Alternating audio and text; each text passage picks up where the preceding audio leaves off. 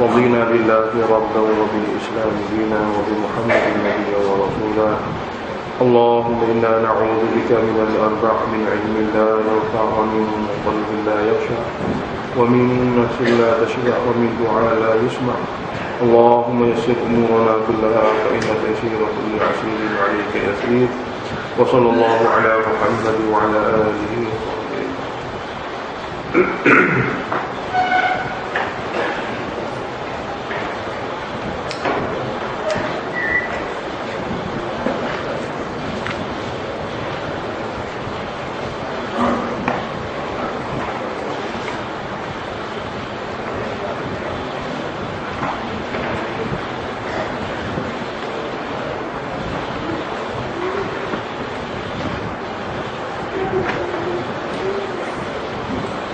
أعوذ بالله من الشيطان الرجيم.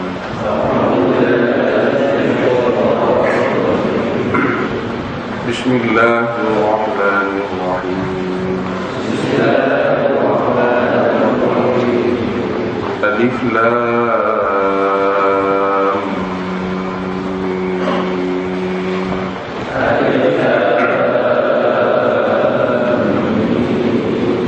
الله لا إله إلا هو الحي القيوم. الله لا إله إلا هو الحي القيوم. نزل عليك الكتاب بالحق مصدقا لما بين يديه وأنزل التوراة والإنجيل.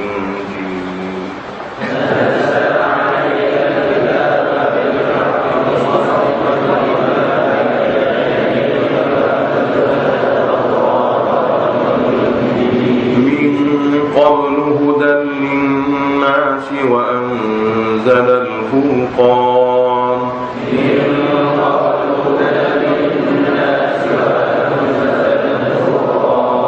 إن الذين كفروا بآيات الله لهم عذاب شديد.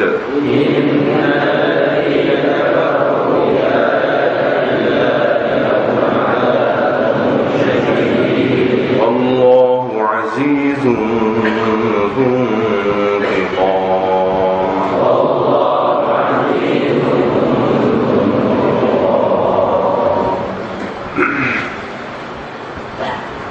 Surah Ali Imran.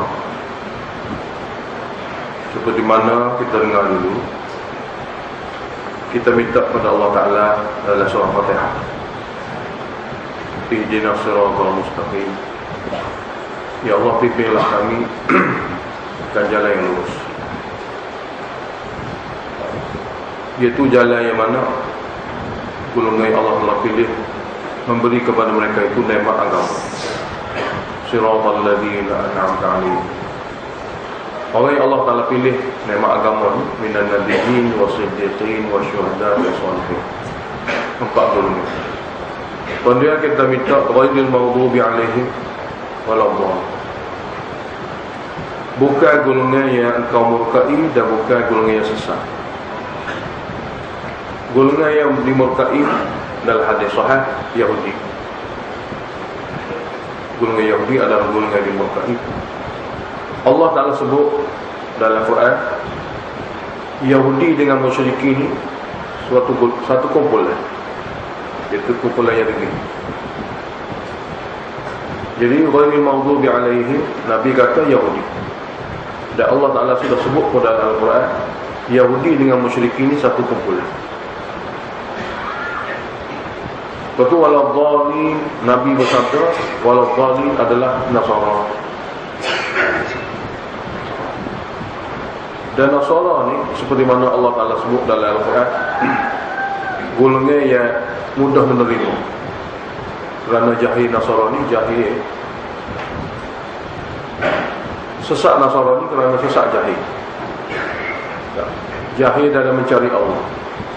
Tapi oleh kerana jahil, tidak berkesudahan dengan hidayah. Sekiranya dia tidak ingin mencari hidayah, maka dia boleh jadi sesat dan berkesudahan dengan kufur pada Allah. walaupun dia dalam mencari Allah. Cuma dia kerana mencari Allah, walaupun dia dulu karya jahil, sekiranya dia tu betul-betul jujur, Allah buka jalan. Jadi golongan Nasara ni berbanding dengan Yahudi lebih mudah untuk menerima agama yang benar daripada Allah. Dan munafikin lebih kuat Nasara, kerana mereka ramai Nabi duduk dengan umat Islam. Jadi orang yang telah bagi separuh kepada agama Islam itu berbadan dia tu, tinggal lagi hati dia masih lagi ragu-ragu, maka dia dikira mudah untuk menjadi orang Islam yang benar, sebab dia sanggup duduk dengan orang Islam, tidak begitu dekik. Jadi seperti mana Nasara, Allah sebut sendiri dalam Quran dia, golongan yang mudah untuk menerima Islam berbanding dengan Yahudi. Begitu juga munafikin, golongan yang kira separuh daripada kehidupan dia tu, zahir kehidupan dia tu telah duduk bersama orang Islam, tinggal lagi hati dia masih tidak jelas, dia masih ragu-ragu tentang sebahagian agama Islam, akan diubati dengan cara duduk dalam majlis Nabi dan menyertai perjuangan Nabi. Mudah-mudahan munafiki pun akan jadi mukmin yang sebenar. Dan ini hak berlaku semua. Sebab itulah nama-nama munafikin itu tidak diberitahu semuanya kepada Nabi, dan Nabi juga tidak beritahu kepada semua para sahabat.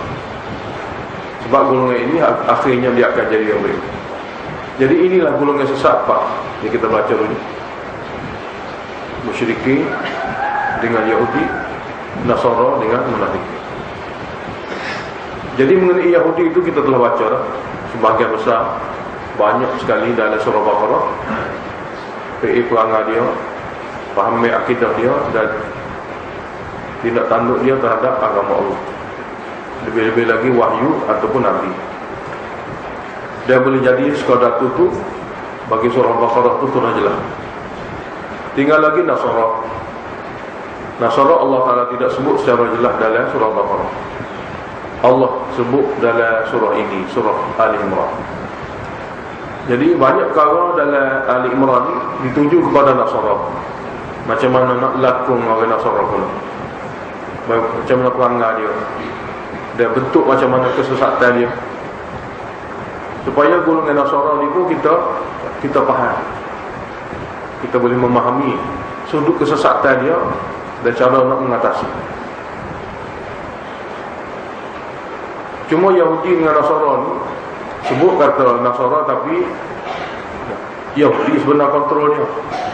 Oleh kerana itu mukadimah dalam Quran ni kena tahu Yahudi dulu. Jadi Nasara sesat pun kerana Yahudi juga. Ya, heret mereka jauh daripada agama. Kalau Nasara tidak diganggu oleh Yahudi, boleh jadi dia akan mudah menerima agama. Waktu kita telah tahu Yahudi itu, dan kita akan belajar tentang Nasara.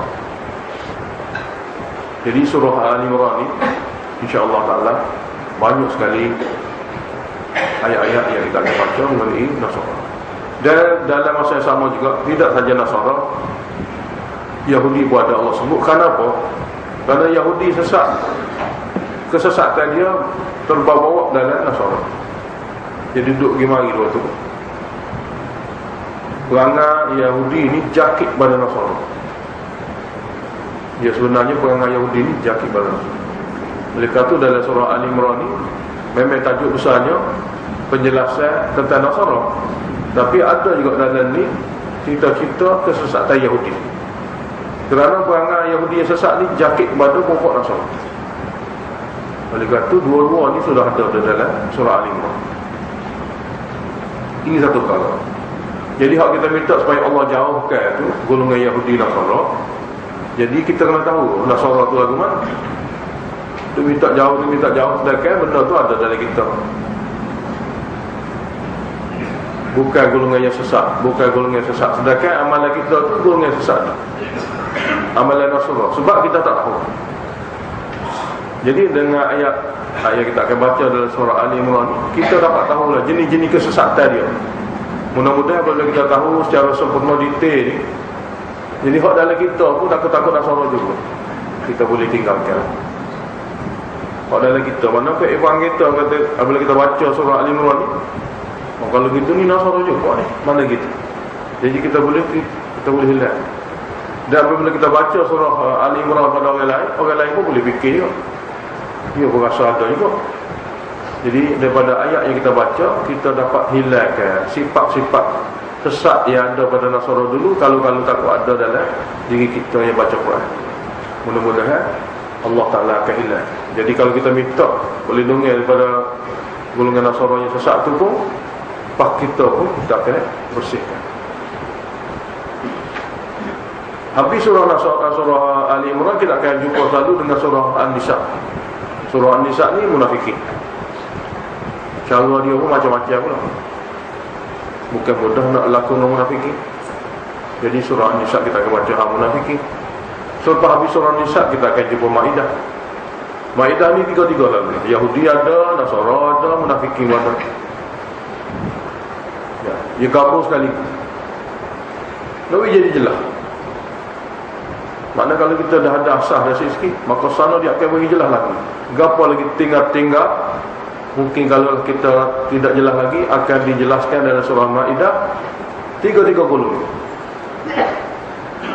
Yahudi, Nasara dan Yahudi. Habis surah Maidah, barulah kita akan baca surah Al-An'am. Dan surah Al-An'am ni surah yang turun di Mekah. Apabila bunyi surah di turun di Mekah kan, dalam tu golongan Mekah, itulah musyrikin. Jadi kita akan baca surah Al-An'am. Dalam tu semua sekali mengenai perangai orang musyrikin Mekah. Dan dia, kalau kira-kira kedegilan dia dekat-dekat dengan Yahudi, paling ke penentan Yahudi dengan musyrik. Jadi inilah surah awal Quran. Allah Ta'ala memperkenalkan kepada kita golongan-golongan yang dikira sesat dengan sebab akidah dan amalan. Mudah-mudahan daripada surah awal Quran ini, golongan yang kita minta berlindung tu, ghairil maghdubi alaihim waladdallin, kita sendiri yang kita baca ni, kita dapat lepaskan diri. Benarnya pendek ya, ghairil maghdubi alaihim waladdallin, tapi 5 surah panjang Tuhan urang. Nak beritahu Tuhan marah bukan kerana orang, tu kerana sifat dia, kerana perangai, kerana pegangan. Dan pegangan mereka ni walaupun kira-kira sesat, tapi sedikit-sedikit berlainan. Sikit sebanyak ada kelainan. Sebab tu dia hurai suku, dia asingkan. Itu hikmah yang Allah Ta'ala turunkan Quran dengan bentuk ni. Satu perkara yang kita ingat, kalau kita baca Fatihah dulu lah, nak ulas semula tu. Kemudian kita baca dalam Baqarah. Baqarah ni sudah kita beritahu, satu surah panjang sekali, 280 lebih. Dan dia merangkumi semua istilah tafsir ada Baqarah. Maknanya istilah tafsir 30 juzuk lebih kurang 60 istilah tu ada belakang dalam surah Baqarah. Tidak seperti surah-surah lain. Surah-surah lain ada benda yang tak ada benda yang ada. Jadi seumpama surah Baqarah ni, kalau kira-kira kesimpulan istilah seluruh Al-Quran, mana terhimpunnya kesimpulan istilah pengajian dalam Al-Quran semua sekali. Sebab dia surah yang memula diturunkan apabila berhijrah, mana baru selepas alam Makkiyah kepada alam Madaniyah, mana baru Nabi keluar daripada Mekah selama 13 tahun jadi Nabi, baru mari nak duduk Madinah pula ni, maka masa tu Baqarah turun. Dan kita baca juga dalam surah Baqarah ni, selain daripada Yahudi, dia tajuk besar dia, ada 4 perkara kita baca dalam surah Baqarah: tauhid, risalah, jihad dan infak. Betul? Kita baca tentang tauhid, kita baca tentang risalah, dan ada tentang jihad dan infak. Ini pembahagian kasar surah Baqarah. Pembahagian kasar surah Baqarahnya tauhid, risalah, jihad dan infak. Kemudian surah Ali Imran ni ulang semula 4 tadi. Tauhid pun ada, risalah pun ada, jihad pun ada, infak pun ada. Pengulangan semula perkara-perkara kasar dalam surah Baqarah, tapi dengan bentuk lain sikit.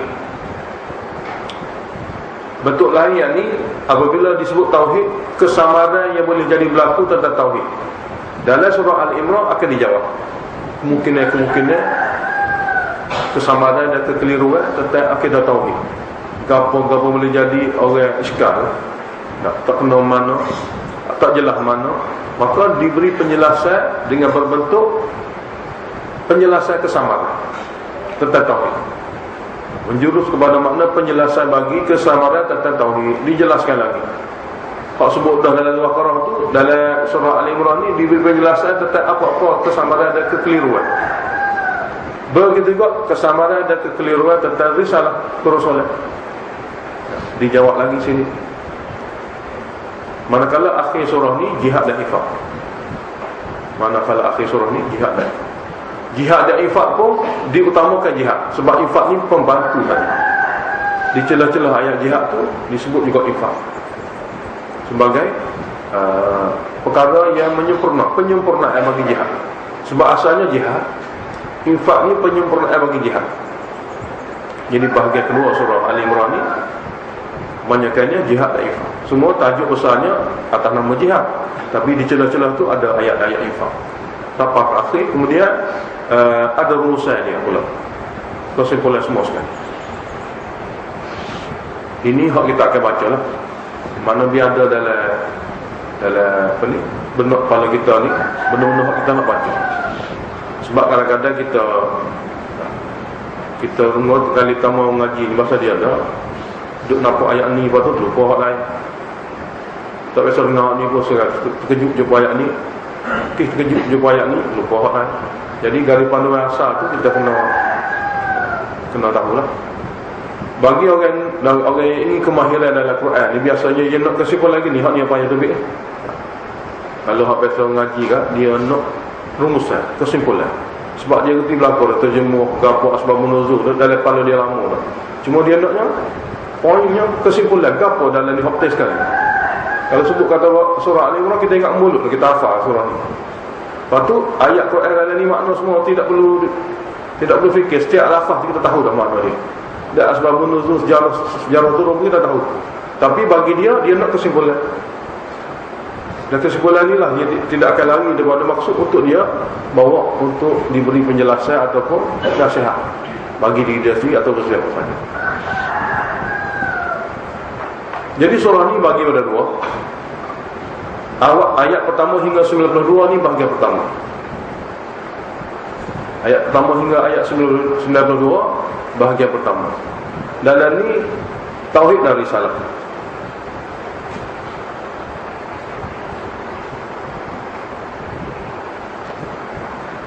Lepas tu bahagian kedua daripada ayat 93 hingga akhir.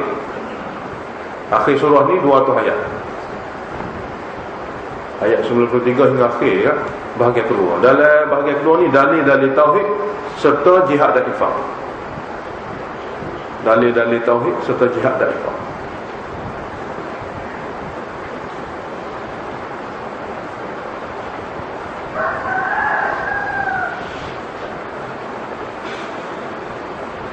Kemudian kita akan bagi pula bentuk ayat. Ni kena tulis. Dan kita baca kan, jadi kita ingat pembahagian ayat-ayat. Kita kena tanda atas rasa kesempurnaan dalam surah-surah.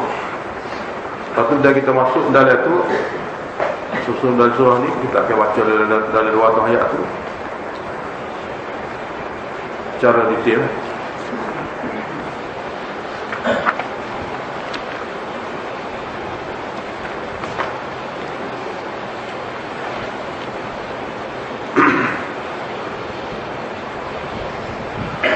Seperti mana Baqarah, nama bagi surah Baqarah ni lembu betina.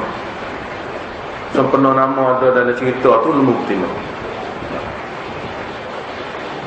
Jadi maksud daripada lembu betina ni, jangan puja lembu, puja Allah Ta'ala.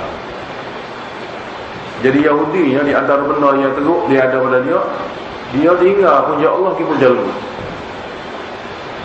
Ini sahur dalam Yahudi, perangai dia tinggal Allah, puja lembu. Kerana dia tengok ada pada lembu sesuatu luar biasa. Jadi Yahudi ni walaupun dia cerdik, keturunan Nabi. Tapi ba'akidahnya pun ba'akidahnya dia orang. Tengok benda pelik sikit, tinggal Allah Ta'ala. Mana tinggal dengan maksud puja Allah, puja lembu juga. Mana tak? Bukan tinggal Tuhan Allah Ta'ala, capur lah. Jadi syirik, mana capur. Kerana pelik tengok pada lembu, dia pun puja juga lembu. Allah pun puja juga. Allah pun ibadah juga, semayang juga. Tapi dalam masa yang sama, tanya-tanya juga. Hidup agung juga pada lembu. Jadi inilah akidah syirik yang ada dalam golongan Yahudi, paling sahur sekali. Manakala Ali Imran ni, Nasara ni dia pergi puja keluarga Ali Imran. Ali Imran ni keluarga kenabian. Ada dalam cerita Ali Imran ni, Maryam sendiri, mak ayah dia, Nabi Yahya, Nabi Musa dan Nabi Isa. Dan golongan-golongan keluarga ni banyak perkara-perkara yang luar biasa Allah zahirkan sebagai mukjizat dan karamat. Jadi Nasara jadi punah kerana pergi puja keluarga Al-Imran. Ada pergi puja Maryam kerana boleh anak tak ada suami, belak situ. Ada pergi puja Nabi Isa kerana beranak tak ada pak, boleh kedek masa kecil-kecil. Dan perkara luar biasa berlaku pada Nabi Isa ni, ia macam memeh ketuhanan juga. Memeh ketuhanan yang menyebabkan manusia ni keliru. Dan ini tajuk besar dalam surah ni. Dan kekeliruan inilah menyebabkan orang jadi Kristian. Kekeliru tu jadi Kristian. Dia tengok ada pada Nabi Isa ni sifat-sifat ni, tidak manusia lah secara ni. Ini Tuhan dah ni. Jadi Yahudi dulu keliru di segi lembu, sini keliru di segi Nabi Isa dan mak dia Maryam. Jadi berlaku perkara luar biasa, karamah kepada Maryam sebab ia bukan Nabi, dan mukjizat pada Nabi Isa ni, kekeliruan ni Allah Ta'ala jelaskan supaya hilang kekeliruan ni, jadi ahli tauhid. Tidak pujalah Maryam, tidak pujalah Nabi Isa. Dan ada lagi cerita dalam Nabi Isa ni, ia panggil Ruhul Qudus. Itu Jibril. Jibril macam ada power juga, pergi siup. Lepas tu boleh jadi anak. Dalam Quran sebut siup, lepas tu biar anak. Maknanya dia pun bisa juga lah. Jadi Jibril orang puja juga. Jadi dalam Kristian ni, mereka jadikan Allah Ta'ala tu Allah lah. Tapi Jibril pun mereka puja, Nabi Isa pun mereka puja, Maryam pun mereka puja. Inilah penterusan apakah ini. Sebab tu kita kata sesat, kerana silap faham tentang ketuhanan. Bukan sekadar kata ini karamah dia, ini mukjizat yang Allah zahirkan pada ketika-ketika tertentu, ini utusan Allah untuk adakan kejadian yang luar biasa menanda kudrat Allah Ta'ala. Sepatutnya gitu, jangan berlaku. Tapi siapa pergi puja ni, jadilah Nasara, jadilah Kristian yang sesat. Sebab Nasara asalnya tidak faham ini. Nasara yang sesat kerana ilmu agama dia sendiri tak jelas. Makna kali yang ngaji sungguh macam kita talaki Quran lagu ni, tidak pun no. Tapi tak ngaji sungguh. Kalau kita wayak benar-benar tu jelas dah. Kita ni tak ngaji. Nasara sendiri dia tak ngaji, mana kita dia. Lalu jadi sesat. Lepas kalau kita ajar mula kita Nasara dia kan, ngajar Quran support. Oh, kita ingin asalkan mula Quran. Apa tu jadi pelik? Baru dia masuk Islam mula. Apabila penjelasan diberitahu, maka dia akan jadi orang Islam. Masuk Islam juga. Jadi kalau kita biarkan dengan tidak ada penjelasan pada mereka, maka mereka sesat kufur dengan sebab jahil. Nasara ni jadi sesat kufur dengan sebab jahil dengan agama dia sendiri. Tidak ada pun dalam agama dia sebut lagu tu. Dia saja silap faham kerana mengaji tak sungguh. Ada kitab. Lepas dia duduk bakal lah ni, bukan kitab Injil. Kalau dia rekam sendiri, bersesuaian dengan nafsu dia. Dia kitab untuk makan, cari makan juga. Kalau kita asal dia sendiri, kalau dia susuk tu, kalau waktu ambil keluar, cuba ngaji, sumpah Quran, jadi masuk Islam. Ramai mana orang padri-padri Nasara hari ini masuk Islam kerana ingin cari kebenaran, bukan kis nak cari makan. Perlu kita tanya, mana-mana padri masuk Islam, apa masuk Islam? Mana kita tengok tak betul tak? Dia faham. Apabila dia nak kebenaran, itu yang buka. Jumpa kita asal Injil, tengok pada Al-Quran, gimari-gimari masuk Islam. Tak ada tunggu, pun ajak dia. Tak ada siapa-siapa pun ajak dia masuk Islam. Tapi dia nak kebenaran, dia bandingkan dengan Quran, maka Quran adalah mukjizat. Walaupun tak ada guru, apabila dia fikir nak cari kebenaran, itu dia buka. Lepas tu apabila dia belajar agama Islam dengan guru, lagi lebih kemah lagi. Ini hak belakang. Jadi sempurna nama Ali Imran, pokok kesesatan Nasara. Apabila kata surah Ali Imran, itu nama bagi pokok dan asas kesesatan Kristian ni. Dia pergi puja keluarga Ali Imran. Tolong kita tanya mana-mana. Nak tanya dia ke dia kat dalam agama Kristian nampak hebat sangat, dia pun bayar. Dia kayak Maryam, dia kayak Nabi Isa, dia kayak Jibril, Ruhul Qudus. Orang kata ni tak apa lah, kita ayat dah takut ada benda luar lain. Kalau ni tak boleh mana gitu. Mana demo tu keliru tu, Allah Ta'ala turun surah Ali Imran hilang kekeliruan. Jadi kalau kita ada minat nak ajak dia masuk agama Islam, kita kena faham Ali Imran kita ni, supaya kita jelas. Kita jadikan kitab Quran kita ni asal teras agama dia benar. Mana kita surah Al-Imran ni teras kita Injil. Pembetulan jika ada kesilapan dalam kitab Injil, walaupun dia susuk tak apa, kita kata kita Injil demo tu lebih kurang ni dah. Sebab Quran ni memang hak akhir sekali, hak tidak ada expired. Maka penjelasan yang ada kekeliruan dalam kitab Injil kamu, surah Al-Imran ni lah sebagai penjelasan. Dan ramai di antara sahabat kita boleh mengislamkan Kristian dengan surah Ali Imran. Dia minta bahan. Surah Ali Imran campur dengan surah Maryam. Surah Ali Imran, dan kita akan baca nanti tengah-tengah Quran surah Maryam. Nama surah Maryam. Campur dua ni memang jelas dalam hati kita di mana kerosakan dan kesilapan. Sekiranya anak Melayu kita ni kalau tak mengaji tafsir banyak surah Ali Imran dengan surah Maryam dia baca, dia tak akan murtad, dia tak akan jadi Kristian. Betapa bodohnya manusia ni, kalau dia mengaji kat dia tak jadi penuh. Ni tak mengaji. Hak lain tu dia mengaji habiliting, tapi agama dia tak mengaji. Sehingga dia disesatkan kerana kejahilan agama dia sendiri. Ibu bapa dia tak fikir. Sebab itulah kita buat satu benda yang kita fikir sungguh, buat daurah ni supaya anak-anak kita biar kita ajar diri. Ustaz ajar ustaz orang, bukan kita. Kita ajar diri anak kita. Kita talaki Quran benar ni. Jadi dengar sebelum pergi ngaji sekolah, sebelum pergi mana, dengar daripada kita sendiri macam mana Allah menjelaskan agama. Dan kita berhak ajar anak kita. Tak ada siapa nak minta tahu. Ya, anak kita kalau kita nak ajar anak. Sebab anak kita. Jadi apabila dia terima ilmu daripada ibu bapa dia, pada Quran, daripada Allah Ta'ala sendiri ni, maka insya-Allah berkat pengajian surah Ali Imran dan surah Maryam, anak kita tidak akan jadi Kristian. Tidak perlu bawa ustaz-ustaz lain. Sebab ustaz lain tu dia orang. Orang tak dengar, tak saya dengar lagi, tapi kita anak kita. Inilah bekal akhirat kita. Kalau kita usaha didik dia, maka dia buat amal apa-apa, kita akan boleh terima hasil. Jadi kita semua boleh ajar. Jadi pagi-pagi itu kita ajar sikit-sikit, setengah-setengah jam. Setahun 30 juz Quran itu habis. Dan sebelum jadi besar, banyak kali baliklah Quran. Jadi insya-Allah dia tak akan murtad, dia tak akan punah. Lepas tu ustaz-ustaz lain tambah lagi lah. Sekolah kebahasaan, sekolah menengah, mana-mana tempat yang nak ngaji tu, memang tambah. Tapi asas terang akidah ni memang rumah kita ajar diri. Oleh kerana itulah pengajian daurah ni kita kena usahawi jadi hidup semua tempat, semua negeri, semua tempat kena ada lah. Dan siapa dia nak ngajar? Kita ngajar. Tak tunggu siapa lagi. Mungkin kita ada sanak benar, kita talaki dengan guru benar. Lepas tu kalau mana tak jelas, kita muzakarah sama-sama kita. Bukan benda luar, kita ayat benda kita ngaji, kita ayat. Jadi kita kena ada azam. Kita sendiri akan usaha. Jadi nama Ali Imran timbul daripada nama ni untuk mudah ingat. Orang Nasara punah, orang Kristian punah kerana dia puja Ali Imran, tidak puja Allah Ta'ala. Dan dengan surah ni diberi penjelasan.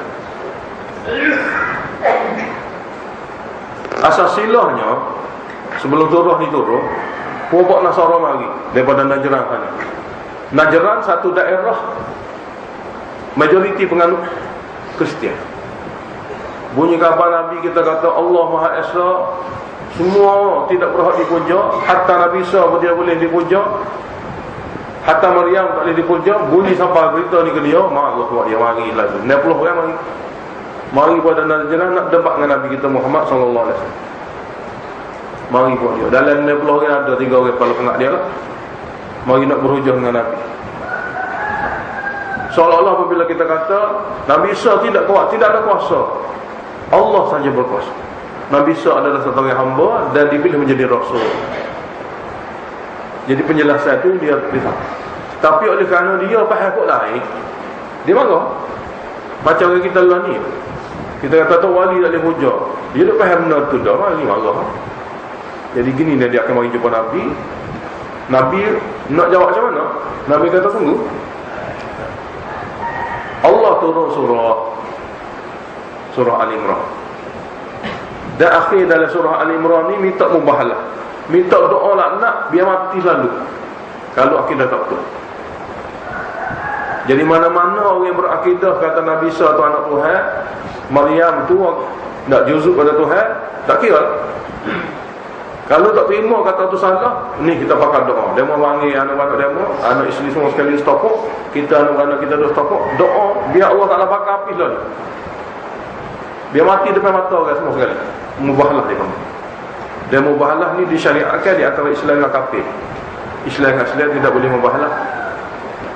Supaya kekeliruan sesama Islam ni jangan guna perkataan mubahalah. Mubahalah ni di antara tauhid dengan syirik. Boleh mubahalah. Jadi surah nak kata betul, muka kita banyak dalam Quran habis surah Al-Imran dah baca tak pakai juga. Gini, dia mau panggil anak mana dia stop pakai emoh ni, kita buat kita ni. Ya Allah, mana di antara kumpulan ni hak benar-benar kekalkanlah hidup, hak mana tak benar degil dengan cara tu, biar pakai api lah. Biar tunjuk depan sultan dunia lah. Lepas tu mubahalah diberitahu oleh Allah kepada Nabi, kalau tak sifakan juga degil berdoa agak mubahalah lah. Sama-sama doa lah nak. Lepas tu tengok kira ke mana. Tak sih lah dia balik sering gitu, takut. Jadi takut balik sering gitu bermakna mereka salah faham. Mereka tak bersedia untuk mubahalah. Dan jadi sudah jadi bukti daripada Allah Ta'ala kepada kita semua, orang yang tak bersedia untuk mubahalah tu bahawasanya dia adalah golongan salah. Dan kita pernah dalam sejarah hidup kita berlaku mubahalah di antara Sunni dengan Syiah. Di madrasah kita dulu, madrasah kita ni madrasah kalau pergi Pakistan kan, madrasah paling besar kali. Kalau sebut kata madrasah kita kan paling besar masa tu. Jadi sehingga ke Pakistan ni kalau lah tajuk lawan Syiah, nama madrasah kita kena. Sebab ramai orang mati dalam madrasah kita ni kis lawan Syiah. Mufti masa tu, Mufti Wali Hassan Tunki, dia telah keluarkan fatwa Syiah Imamiyah satu dunia kufur. Dan Pakistan berjiran dengan Iran. Masa tu tahun 1982 tak silap kita, sebelum kita pergi tu dia ada fatwa. Jadi berlakulah kes bawa ke mahkamah. Nak buat cara di mahkamah Karachi ni tak lewat kerana orang mari penuh bandar, juta manusia mari. Sehingga bawa ke mahkamah Islamabad. Mufti oleh satu ki, dia mufti negara dia bagi fatwa Syiah Imamiyah seluruh dunia ni kufur, kafir, tidak Islam. Berdasar kitab dia bukan berdasar orang dia. Dan dia tidak ketarik balik, sehinggalah mereka berubah akidah dengan kitab, jadi ubah surat, jadi betul mula. Jadi apabila begitu, selepas lama satu zaman lama keadaan ni reda kerana tak tarik balik. Fatwa tetap tak tarik balik sebab fatwa tu dibuat atas dasar kitab. Jadi apabila kitab tak boleh ubah surat, tidak boleh baki, maka fatwa pun tak boleh baki. Kita bagi fatwa atas dasar kitab yang ditulis tadi, kitab tu memberi makna kufur. Penganut dia kita tak hukum, bukan penganut. Kitab mengenai akidah tu kita hukum. Jadi apakah ini gitu kan, tidak akan tarik balik. Masa tu sangat panas lah. Semasa tu Khomeini pun ada mesej hidup lagi, sangat panas masa tu. Tapi fatwa tetap fatwa. Jadi kita masuk sekolah tu, kalau ni telah berlalu dah, cuma dengar sejarah-sejarah. Tapi Wali Hassan ni masih ada lagi. Wali Hassan ni masih ada lagi. Mufti Agung Pakistan masih ada lagi. Dia kita biasa hadir ke majlis dia, majlis Najah Hadis Bukhari ni, dia pun Bukhari Tirmizi. Kemudian berlakulah permintaan daripada orang Syiah nak mubahalah. Akhir-akhir tu dia nak mubahalah. Mubahalah mana? Doa. Kalau kami yang sesat sungguh, tidak Islam sungguh, doa. Jadi ada majlis dibuat di dekat sekolah kita, tapi itu masuk dibuat satu pentas dan akan dihadiri oleh 3 ahli sunnah dengan 3 Syiah. Duduk nak berdoa, lepas waktu asar hari Jumaat ni kita berdoa. Minta Allah Ta'ala tunjuk satu. Siapa dia yang benar, kekalkan. Siapa dia yang salah, matikan. Doa supaya Allah hancurkan apa saja cara yang Allah nak buat, ikut dia. Sebab mubahalah ni ada dari syariat Islam kita. Fikir diri ramai mana orang mari depan sekolah kita ni, kita duduk cakap tunggu juga. Jadi orang wakil pada Sunni ni dia ada khasi dia, duduk tunggu. Takut-takut orang mana Syiah hak berani mari. Sebab dia ni tu bisa khabar. Dia pun minta, bukan kita. Minta nak mubahalah, nak tunjuk, nak buktikan semua Pakistan ni golongan dia golongan benar. Kita bersedia lah.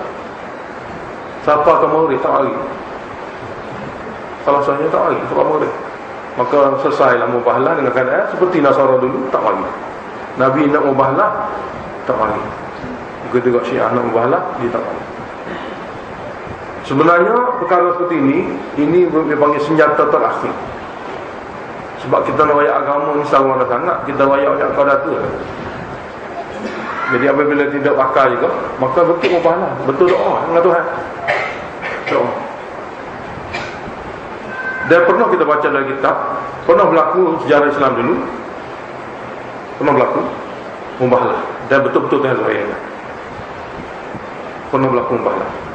Satu di antaranya Hafiz Ibn Hajar sendiri, dia pernah bermubahalah dengan satu orang yang memiliki ajaran sesat. Mubahalah. Hafiz Ibn Hajar pengarang kitab Fathul Bari itu, masa dia muda lagi, tentang akidah ni dia mari, orang waktu mari. Itu satu ajaran tarikat, satu ajaran tarikat di Mesir masa tu, yang mana fatwa Ibn Hajar kata sesat dan kufur, sesat dan kufur. Maka dia mari nak mubahalah, maka berlakulah. Jadi Hafiz Ibn Hajar kata, tengok, kalau dia hidup lagi lepas dah 3 hari ni, maka akidah dia okey. Tapi kalau dia mati, memang akidah dia balik setelah mubahalah, tak dah 3 hari, mati. Ini pengalaman hidup Hafiz Ibn Hajar, pengarang kitab Fathul Bari. Jadi sudah ada dulu berbagai-bagai bentuk lah. Ini berlaku pada golongan yang degil sangat lah. Dan ini pun isu akidah kufur dan iman. Bukan perkara-perkara mengenai fiqh Hanafi, Syafi'i bagi mubahalah tak boleh. Haram mubahalah sama-sama Islam. Mana bisa Syafi'i Hanafi terang mubahalah, tengok, tidak dibenarkan. Sebab sama-sama Islam ni dia tak boleh mubahalah. Sebab dia boleh jadi khilafiyah. Amalan ni khilafiyah amalan yang tidak ada masalah. Dia tak boleh khilafiyah akidah. Khilafiyah bersakabung akidah dan jelas pun, ini tak boleh. Kita kena mubahalah. Jadi akhirnya kumpulan Nasara Najran lebih kurang 90 orang itu balik saja. Dia zahirlah pada masa itu benarnya Quran. Dia silap dan salahnya Nasara dengan pahamnya dia lari kepada kitab asal Injil dia.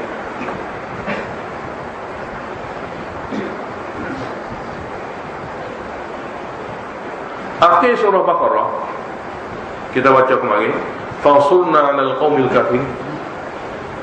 Ya Allah, bantulah kami, tolonglah kami untuk mengalahkan orang kafir. Orang kafir macam mana?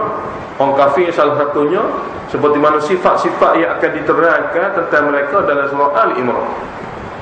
Mana hujung surah Baqarah ni nak sambut Ali Imran ni, apabila kita kata Fansurna 'alal qaumil kafirin, maka wahai Allah, bantulah kami untuk mengalahkan golongan kafir.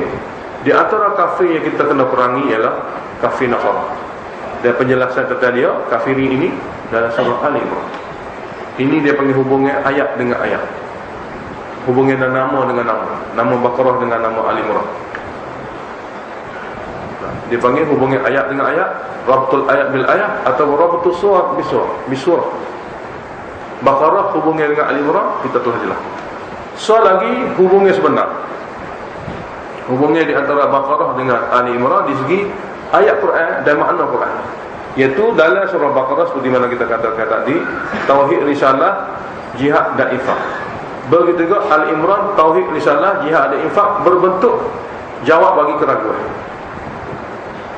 Pertama kita kena tahu keraguan, lepas tu kita tahu jawapan dia dalam surah. Keraguan pertama, Allah Ta'ala beritahu atau sebut dalam kitab-kitab dia tentang Nabi Isa ni, Allah Ta'ala beritahu dan sebut tentang Nabi Isa dalam kitab-kitab dia, kalimah-kalimah yang memberi kesamaran. Dalam Injil, Nabi Isa ni dipanggil anak, wahai anak, dalam kitab Injil. Jadi apabila panggil anak kat, mana kat Tuhan? Allah Ta'ala kata guna anak, Ibnu guna kata itu. Memang boleh membawa kepada kekeliruan. Ibnu sebut nama, kadang-kadang sebut Ruhullah, Ruh Allah.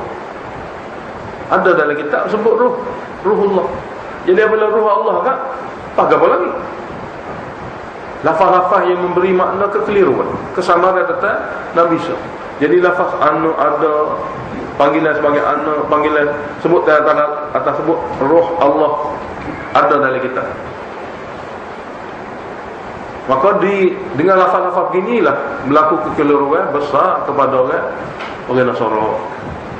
Lebih-lebih lagi orang Nasara yang tak ngaji kitab dia. Keliru selalu. Hak ngaji tak apalah, kitab wahyu mana boleh menyebabkan orang jadi keliru. Tak ngaji jadi keliru tu.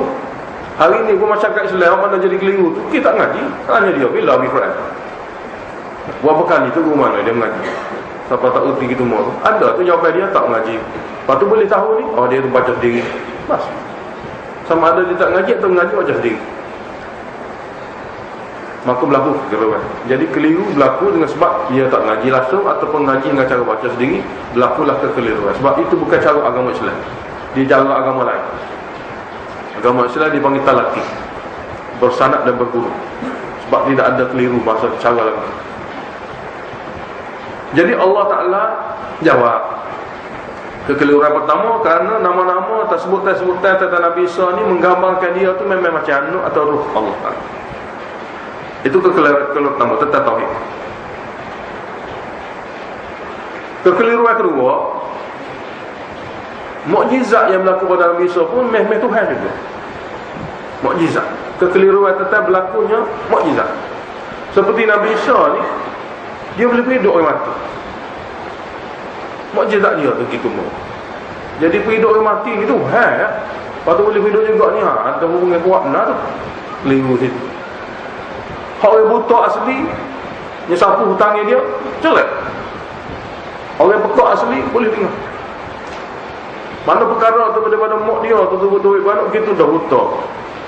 Maka jelek. Penyembuhan cara luar biasa. Ini mukjizat dia. Bukan daripada kehendak Nabi Isa, mukjizat Allah zahirkan.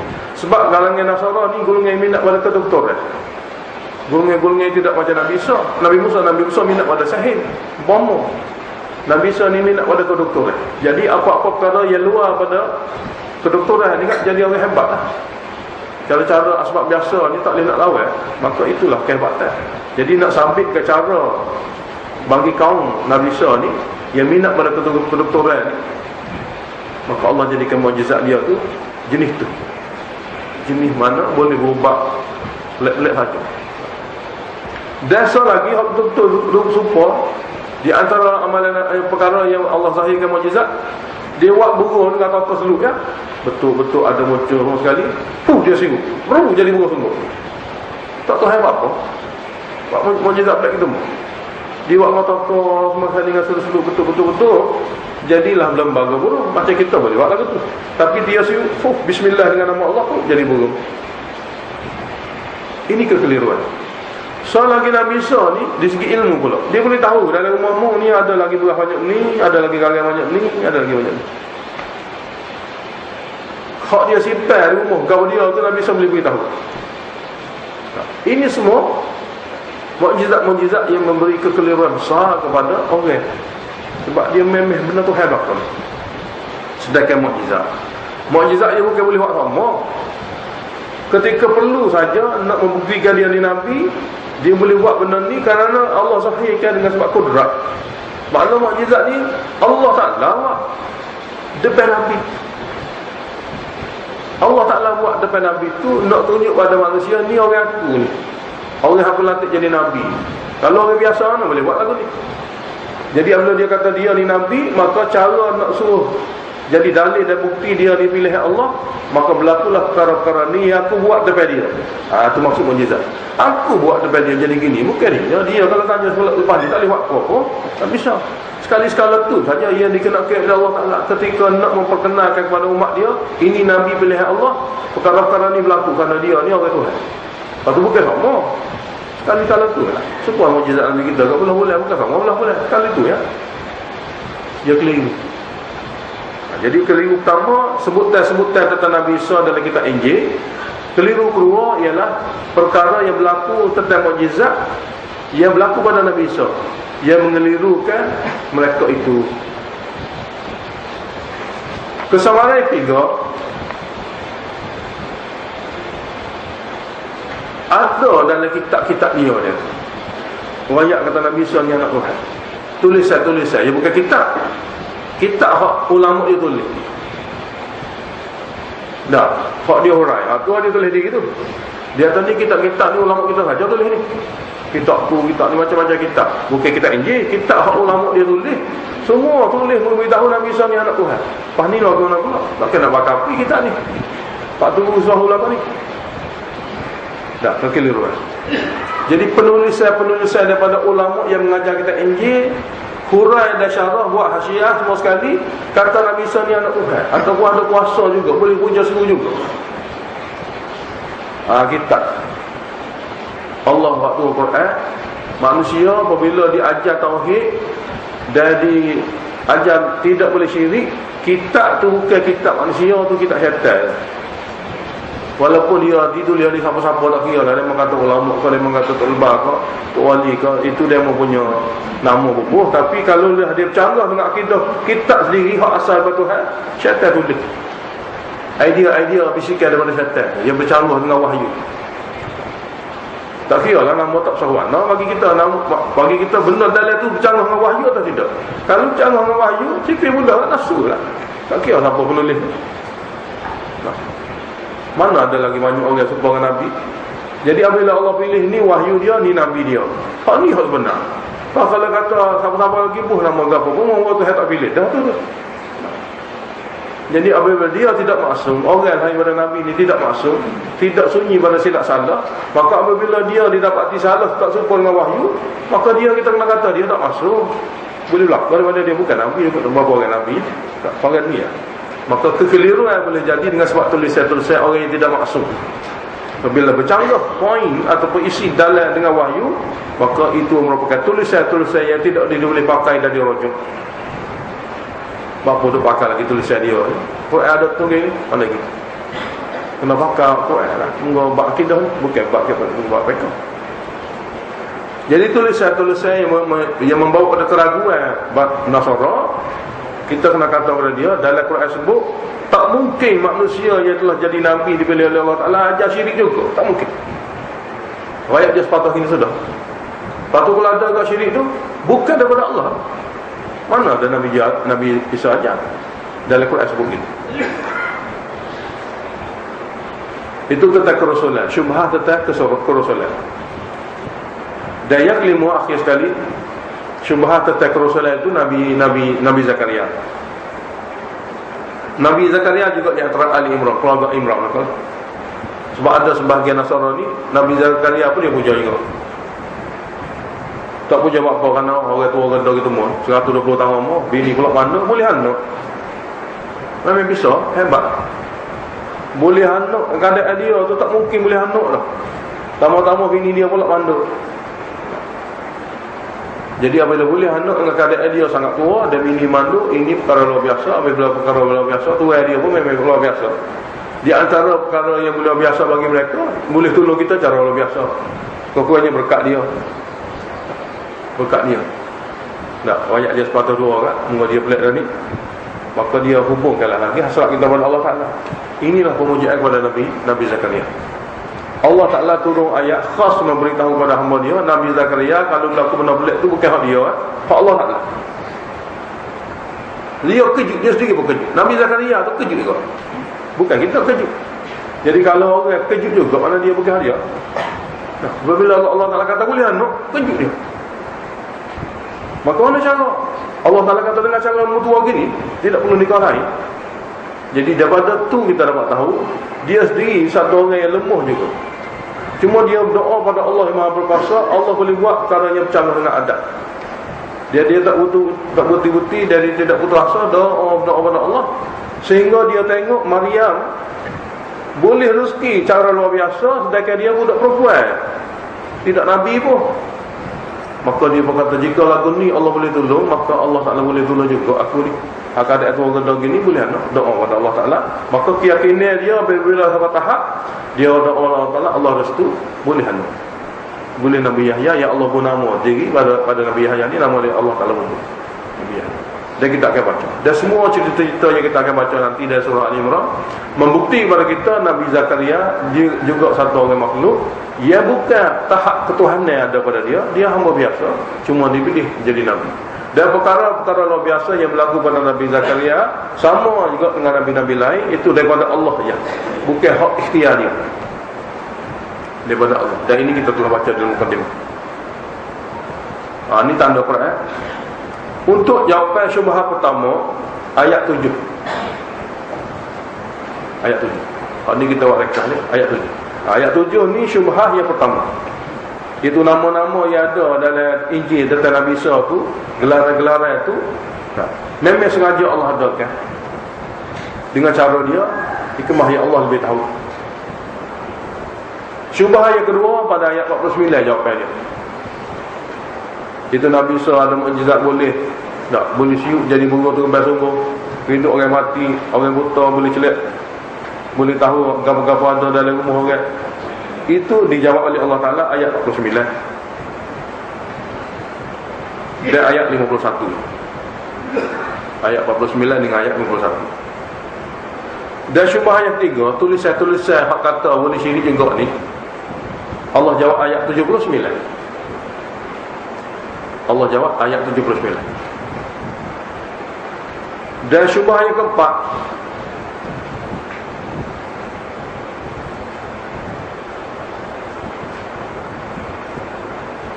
iaitu syubhat tentang Allah jawab pada ayat 37. Syubhat yang keempat, ayat Allah jawab ayat yang ke-7, 37.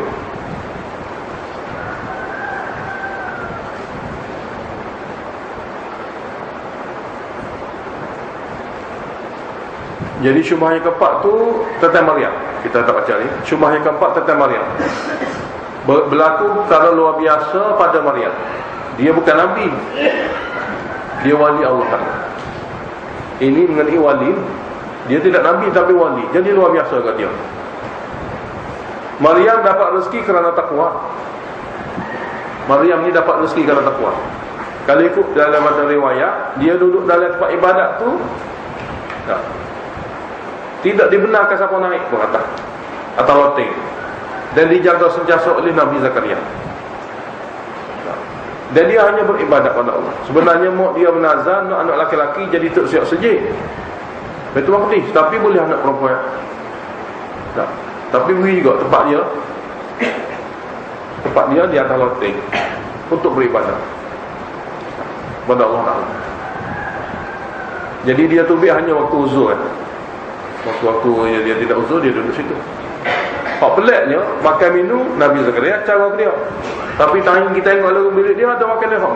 Makannya pula segar dan tidak ada musim pada masa tu. Bila Zakaria tanya, "Mai mana semua ni?" Nak kata orang luar mari, memang tak ada pun. Orang luar mari, bak kunci dia dijaga oleh Nabi Zakaria. Nak kata dia tubik, boleh tak boleh tubik. Nak kata orang luar mari, boleh mana mari atas pun tak boleh. Sebab dia semua tu dijaga oleh Zakaria. Jadi terkejut agaklah tengok makanan yang apa sekali yang berada dalam bilik dia, buah-buahan luar musim dan segar. Mana kalau pergi kedai tak ada benda nilai di kedai, tapi segar dia ada dalam bilik. Bukan dia ambil ahok yang dulu perai-perai jadi kecut guna, segar warga molek. Mana luar musim berserta segar ni lah perkara luar biasa. Apabila ditanya Maryam, mana semua ni? Dia kata Allah datang, kudrat dia. Allah boleh buat apa saja, dia boleh buat. Jadi rezeki mari kepada Maryam kerana takwa Maryam. Dia boleh jaga mata dia boleh jaga mulut dia daripada maksiat.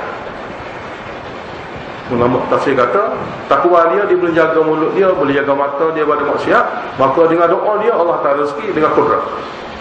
Mana-mana orang tak perlu bimbang lah. Kalau dia ada anak banyak anak pun minta takwa saja, Allah taala rezeki dengan kudrat. Seperti Maryam, Allah taala boleh atas rezeki, tak perlu bimbang. Jadi perkara luar biasa lah. Dan dia wali Allah. Maka jadi pelik bagi orang Nasara. Puja juga Maryam. Tak, ni bukan sebarang mok. Masa dia kecil-kecil dulu gini boleh ada. Lepas tu boleh pula anak kebit Nabi Isa tak ada apa. Jadi masalah. Kerana masa dia hidup pun, masa dia hidup, masa remaja pun Tuhan tolong dah dia, tapi tak pasal lah Tuhan tolong. Dia ingat wali boleh sendiri. Puja Maryam. Jadi Allah jawab ayat 37, kesamaran keempat dan kesamaran kelima tentang Nabi Zakaria. Allah Ta'ala jawab ayat ke-38. Ayat 38. Ini semua kesamaran tauhid, tak kesamaran risalah lagi. Kesamaran tauhid semua sekali itu. Kesamaran kedua tentang tauhid, tentang risalah. Tentang risalah dalam surah Al-Imran ni ada dua kesamaran saja. Pertama, isu kiblat lah. Kalau Nabi ni Nabi benar, kenapa tidak ikut kiblat Nabi-Nabi lain? Sebab masa tu kiblat Nabi Ibrahim ni orang tak ingat kata kiblat. Berakhir dengan Nabi Ismail kiblat Kaabah. Ya pada Nabi Adam siapa Nabi Ismail, itu kiblat dia. Lepas tu Nabi Ishaq siapa ke Nabi Isa, Baitul Maqdis. Orang lupa dah kiblat Kaabah. Mana-mana Nabi kalau ajak sembahyang hadap Baitul Maqdis. Mana-mana Nabi kalau ajak sembahyang hadap Baitul Maqdis. Sehingga orang terlupa dah kiblat asalnya, kiblat Nabi Ibrahim sendiri, kiblat anak dia Nabi Ismail, Kaabah. Jadi oleh kerana Nabi-Nabi daripada golongan Nabi Ishaq ni semua kiblat Baitul Maqdis. Jadi apabila Nabi Muhammad SAW dah mula-mula Baitul Maqdis juga, lepas tu balik kepada Kaabah, jadi kekeliruan. Nabi apa ni tak serupa dengan Nabi lain. Dia kalau Nabi sungguh dia kena serupa Nabi-Nabi lain. Betul sungguh juga. Tapi oleh kerana dia tidak tahu juga, ilmu dia tak cukup juga, maka betul-betul bersalah. Dalam kata dia tak serupa dengan Nabi-Nabi lain itu memang macam betul.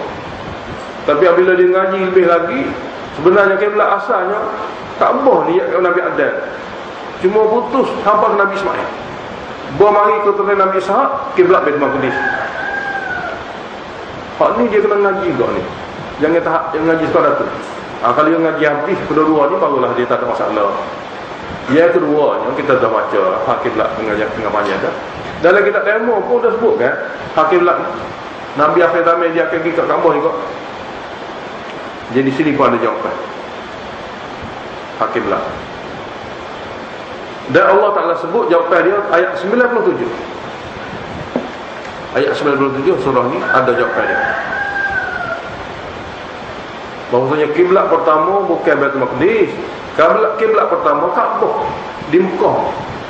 Jadi apabila Nabi akhir zaman nak balik kepada kiblat Nabi Adam, tak ada masalah pun. Kiblat tu nenek dia sahur benar, Nabi Adam dengan Nabi Ibrahim. Jadi kembali semula kepada Kaabah kerana dia lah mula-mula kiblat, pusat dunia. Jadi Nabi akhir zaman untuk agama akhir zaman yang akan digunakan sepanjang zaman bersesuaian dengan kiblat asal, tak bersesuaian dengan Baitul Maqdis. Sebab dia sampai, dia kiblat sampai, ini kiblat asal. Jadi bersesuaian tu. Kesamaran kedua ialah kalah dalam perang Uhud. Dia kata Nabi ada juga kalah. Kalah kan Nabi. Ni kalah ni kalau kira Nabi ni kena Tuhan tolong sama. Jadi ada juga kalah. Mari perasaan tak jelas tentang Nabi itu Nabi. Sebab ada kalah dia. Sebab Allah tak ada janji nak tolong dia. Jadi Allah Ta'ala tak tolong juga kalau gitu. Maknanya tak benar juga. Sebab ada kekalahan. Ini pun boleh jadi juga berlaku. Kalah perang. Jadi penjelasan mengenai kalah perang ni,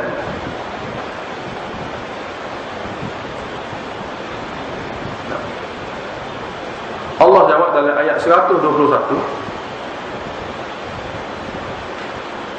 dan 100 hingga 152.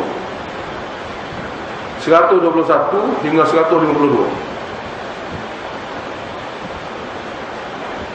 Banyak gitu. Sebab apa? Kalau perang ni dia ada maksud tersendiri. Sebab dalam perang Uhud benar Allah tunjuk benar tak? Mungkin tahu orang-orang Mekah tidak benar kan? Masa perang Uhud mula benar. Mana tu jalan itu dah raihkan. Lepas tu kalau tu ada masalah lain, kalau tu bukan masalah tu tak tolong Nabi dia. Masalahnya dalam dia tu tak betul mana. Dia tak taat pada Nabi dia. Maka bila tidak taat pada Nabi dia tu tak tolong macam mana? Umat Islam yang taat pada Nabi, taat pada Allah tu tolong. Perang Badar tahun lepas tu tolong dah. Perang Uhud tahun ni pun tolong juga. Tapi apabila dia satu ketaatan dia tidak sempurna kan? Bukan semua orang, beberapa orang saja. Dia pun tarik pertolongan dia panggil.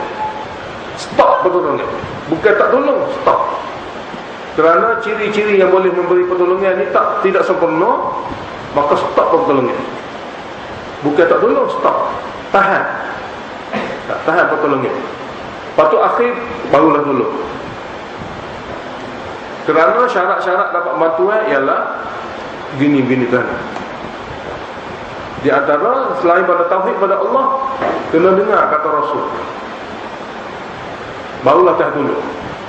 Tauhid pada Allah tu okeylah, tapi Rasul kalau tak ikut sunnah Rasul tak tolong juga.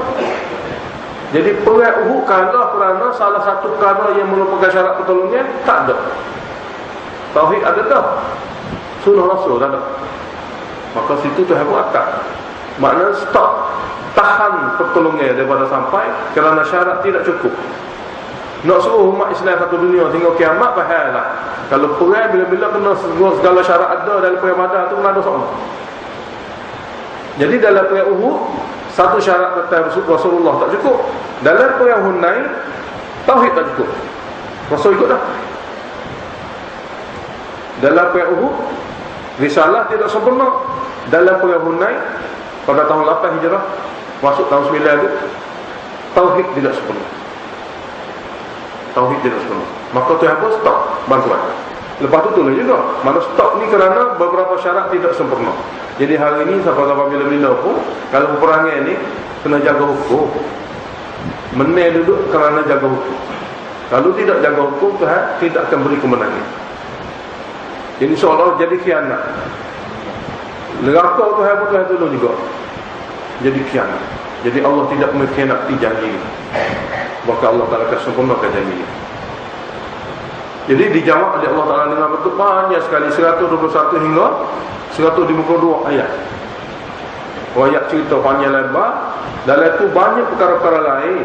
Tapi pokoknya ialah tidak ikut sunnah Nabi, tetap tidak ada kejayaan. Ada satu lagi syubhat. Ya, ada 3 syubhat. Jadi Yahudi Nasara kata macam mana Nabi ni benar, sedangkan utuhan lah yang jadi halal boleh. Utuh bagi Yahudi halal.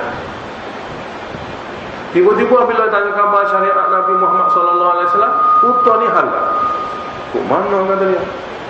Halal-halal ni kerja Tuhan, bukan kerja Nabi.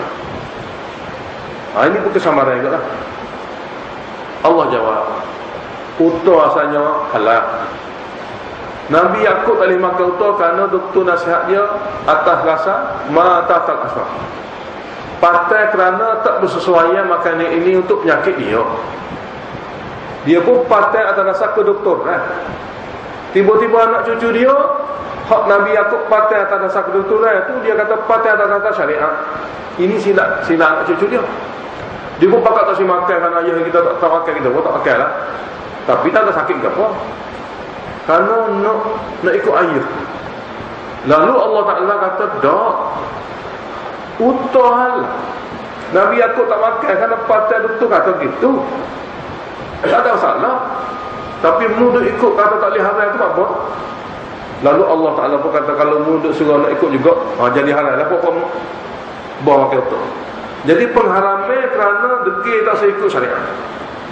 Tak boleh makan utuh lah. Allah turun syariat. Allah turun syariat tak boleh makan utuh kerana dia tak saya ikut syariat tu hasan. Hak halal.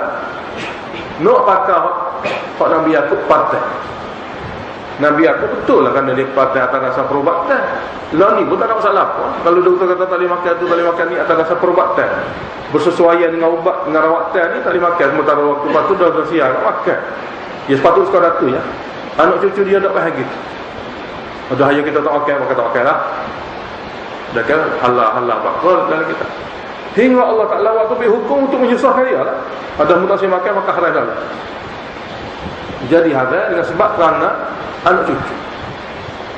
Apabila zaman Nabi Muhammad SAW, Allah Ta'ala kata syariat asalnya utuh ni halal, maka halal kan? Itu hukumnya untuk Bani Israel lagi. Jadi apabila dia kata wanu Nabi kok halal haram dah jadi halal, pembetulan berlaku. Dalam ayat 93 pembetulan. Ayat 93 sebagai pembetulan. Makanan yakni untuk adalah halal, kecuali telah diharamkan oleh Allah Ta'ala kerana kedegilan Bani Israel dulu. Dia tak sepakat halal ni, dia nak pakai hak haram. Hak dia patai tak pasal-pasal, dia kata dah nak patai kat pakai haram. Jadi kembali pada ajaran asal, iaitu ajaran zaman Nabi Yakub lagi, dan sebelum tu putuk adalah halal. Maknanya orang Yahudi ni kalau berbijak-bijak dia punya ilmu sikat juga. Alhamdulillah Allah bagi kepada kita Quran ilmu detail. Minta kita ngaji. Sebab dia akan soal lagu ni. Kalau kita jumpa Yahudi dia akan soal bermodalkan ilmu cetek dia. Kita pun kena jawab dengan Quran kita. Ini ketiga kesabaran mengenai risalah. Tentang kiblat, tentang halal haram utuh, dan juga tentang kalau dalam Quran.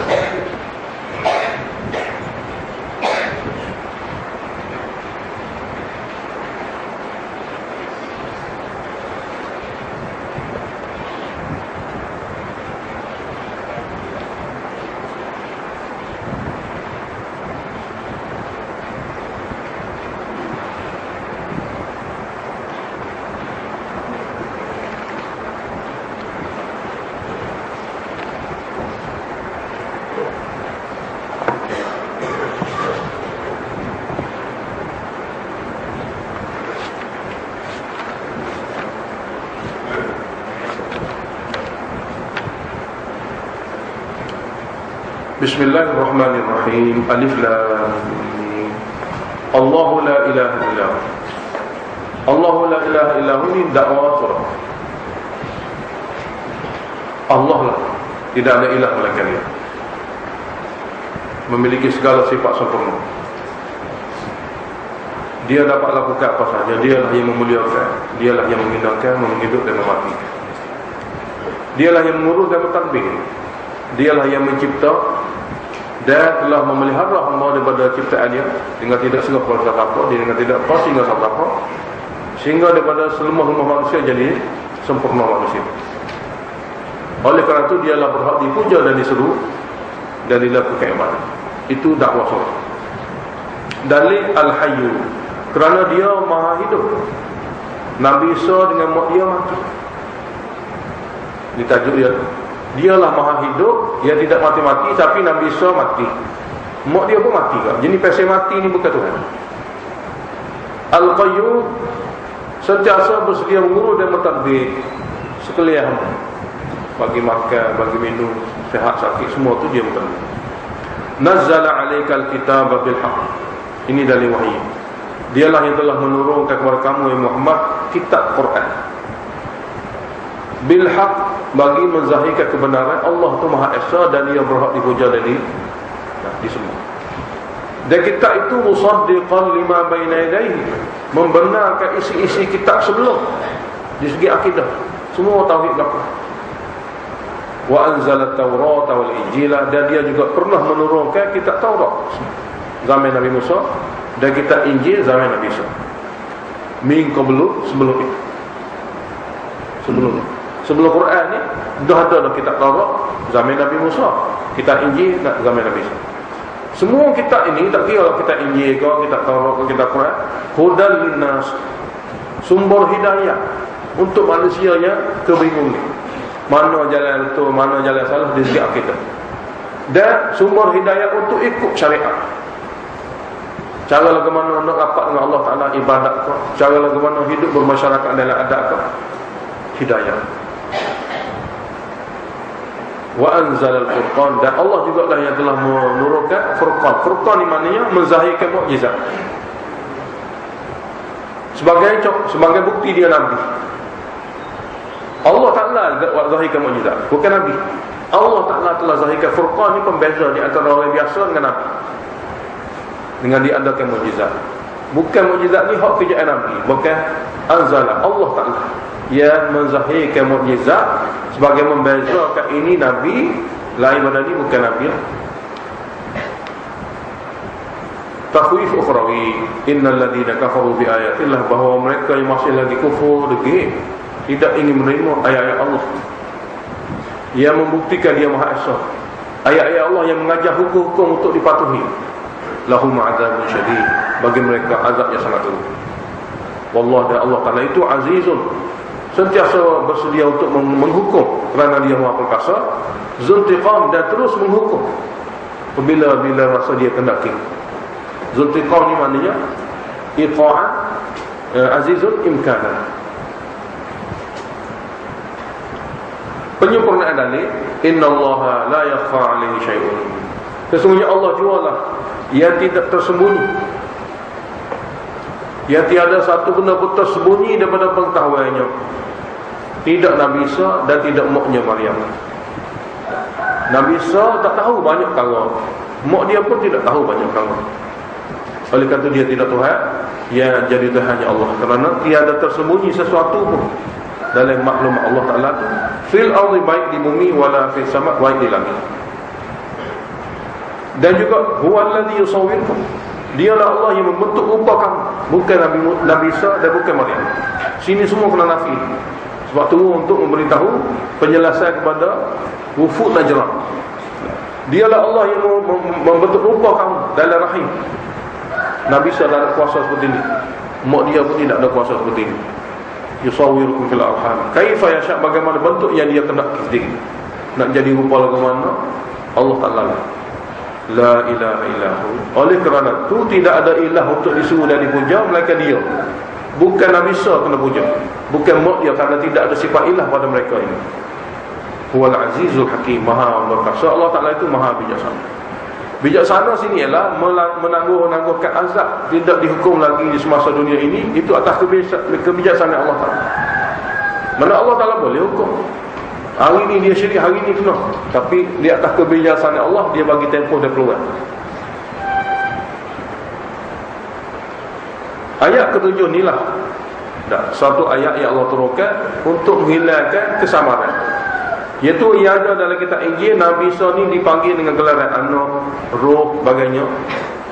Itu ayat-ayat Allah yang biasanya boleh ada kesamaran lah pada dia, sebab dia ayat Allah. Tapi akidah tidak mersahkan. Huwallazi anzala 'alaikal kitab, dialah Allah yang telah menurunkan kepada kamu kitab wahyu, wahai Muhammad, yakni Quran. Minhu, ada di antara kitab ni, tulisan-tulisan ni, ayatul muhkamat, ayat-ayat Quran yang jelas tentang akidah, terang lagi jelas. Ayatul muhkamat tu dipanggil ayat-ayat yang betul-betul terang dan jelas, yang tidak boleh ada kesamaran. Memang tidak ada kesamaran pun, memang jelas makna dia, baik dari segi akidah, lebih lagi lah, ataupun hukum, memang jelas. Hunna umul kitab, ayat muhkamah ni lah asal kitab. Dia kena jadikan neraca dalam akidah dan syariat. Umul kitab, inilah dia asal kitab, kena ikut dia. Hak jelas-jelas ni kena ikut dia. Cuma wa ukharu, ada lagi ayat-ayat Allah Ta'ala mutasyabihat, yang kurang jelas, yang kurang jelas, sukar untuk difahami kecuali dengan cara mengaji dengan cara banyak sikit. Sepintah lalu tu memang tak jelas lah, tapi kalau lebih mengaji dia memang jelas juga. Tapi jenis ayat-ayat yang kurang jelas, kurang jelas antara antara lain. Jadi apabila bertemu di antara ayat muhkamat dengan ayat mutasyabihat, kita kalau nak hurai tentang mutasyabihat ni, dia dua kemungkinan. Nak tinggal terus, kenapa tidak perlu dihuraikan, kerana Nabi tidak hurai pun boleh juga. Ataupun kalau kita nak urai ayat mutasyabihat, kena tengok panduan daripada ayat muhkamat. Sebab ayat muhkamat itulah asal. Jadi apa yang kita sama dalam ayat mutasyabihat ni, hak asalnya muhkamat, ambil ayat tu hurai, barulah betul jalan cara dia. Cuma fa'ammal ladzina fi qulubihim zayghun, ada pun orang yang memang ada dalam hati mereka condong pada kesesatan. Hati mereka milik kepada syirik tu. Jumpa ayat mutasyabihat ni, dia tak tahu cara dia. Fayattabi'una ma tashabaha minhu. Maka mereka yang hati condong kepada syirik atau condong kepada kesesatan, mereka akan ikut ayat-ayat yang ada kesamaan yang boleh pergi makna-makna lain. Tidak lagi makna umul kitab.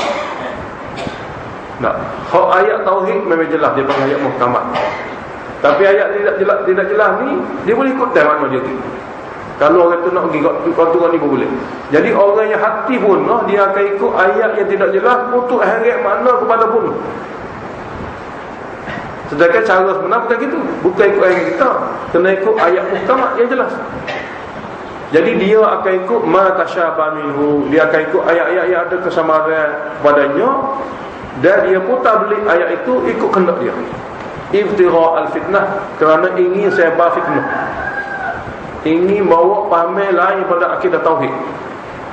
Wa ibtigha ta'wili, dan cuba takwil dengan takwil yang salah, takwil yang tidak berpandu kepada ayat muhkamat. Maka jadi bunuhlah orang itu, seperti mana Nasara kata Nabi Isa tu Tuhan atau mak dia Tuhan. Semua ni takwil ayat mutasyabihat yang tidak boleh takwil. Dan kalau sepatut takwil dengan kata apa yang berlaku pada Nabi Isa dan Maryam tu mukjizat daripada Allah, bukan perangai dia, bukan sifat dia, bukan Allah zahirkan pada dia. Kalau dia terjemah gitu tak ada masalah. Tapi kalau dia nak jadi ini sifat Nabi Isa, ini sifat Maryam, itu takwil salah dia. Lalu orang yang hati bunuh ni, dia akan tahu ayat mutasyabihat, mukjizat Nabi, keramat wali ni sebagai hak Nabi, hak wali. Itu takwil salah. Sedangkan wa ma ya'lamu ta'wilahu illallah, sedangkan tidak mengetahui takwil sebenarnya melainkan Allah juga. Boleh bukti situlah mana Allah juga. Manakala warasikhuna fil ilmi, manakala orang yang betul-betul dalam ilmunya, luas ilmunya. Rasikh ni maknanya orang yang mana kukuh ilmu dia. Bukan ngaji tohok-tohok, ngaji dalam sungguh. Ngaji dalam ni makna ngaji habisi, habis belakang. Dia belah habis baru dalam. Tak ada tempat hak tak tahu dalam kitab Allah. Mana gitu. Lebih lagi soal kita.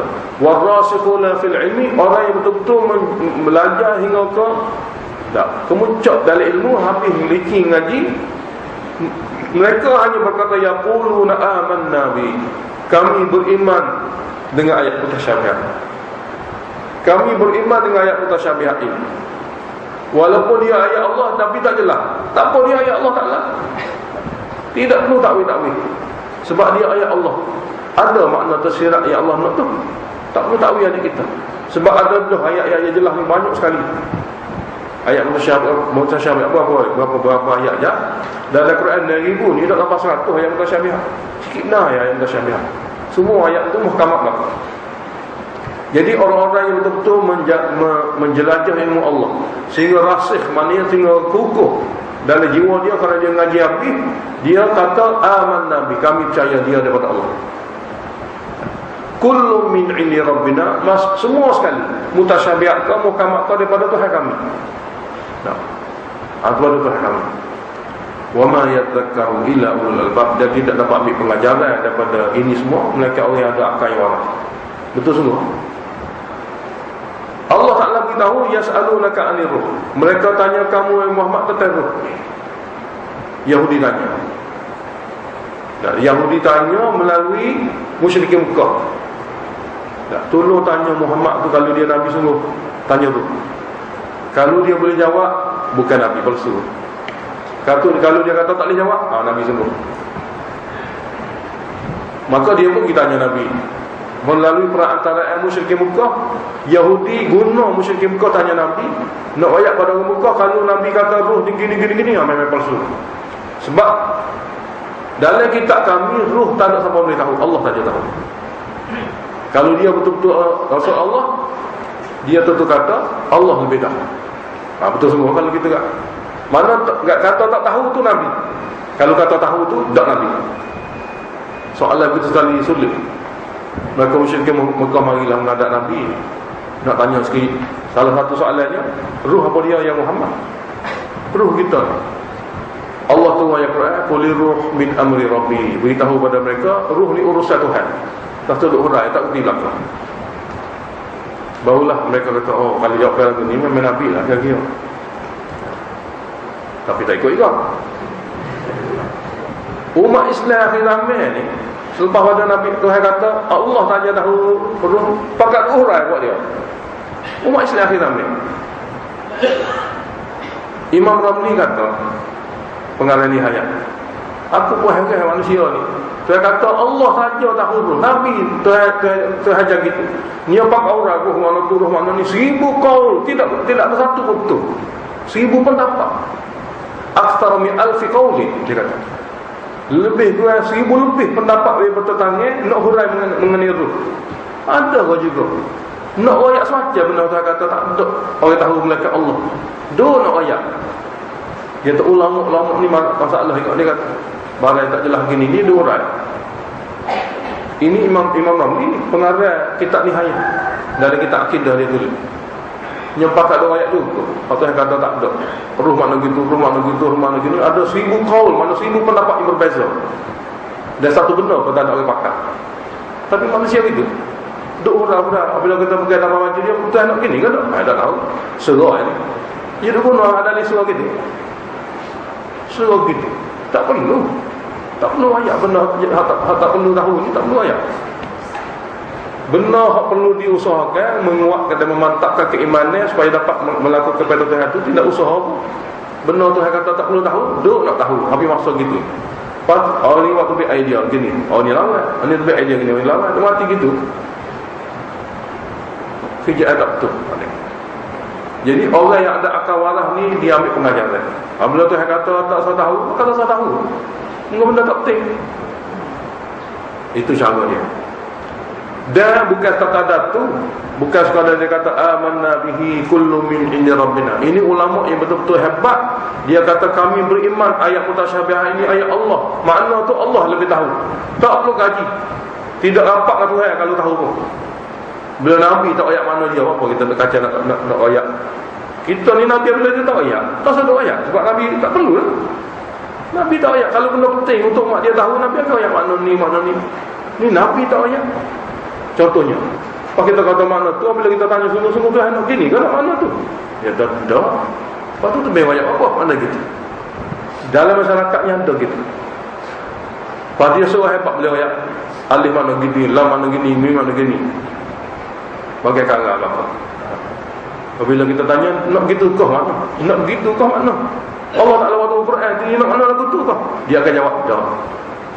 Mana hasilnya? Tak juga, lawak juga. Jadi orang yang betul-betul hebat ilmu pengetahuan, salafus soleh, imam mazhab 4, semua masalah mutasyabihat dia tak jawab. Allahu a'lam bi muradihi bidzalika. Allah lebih tahu.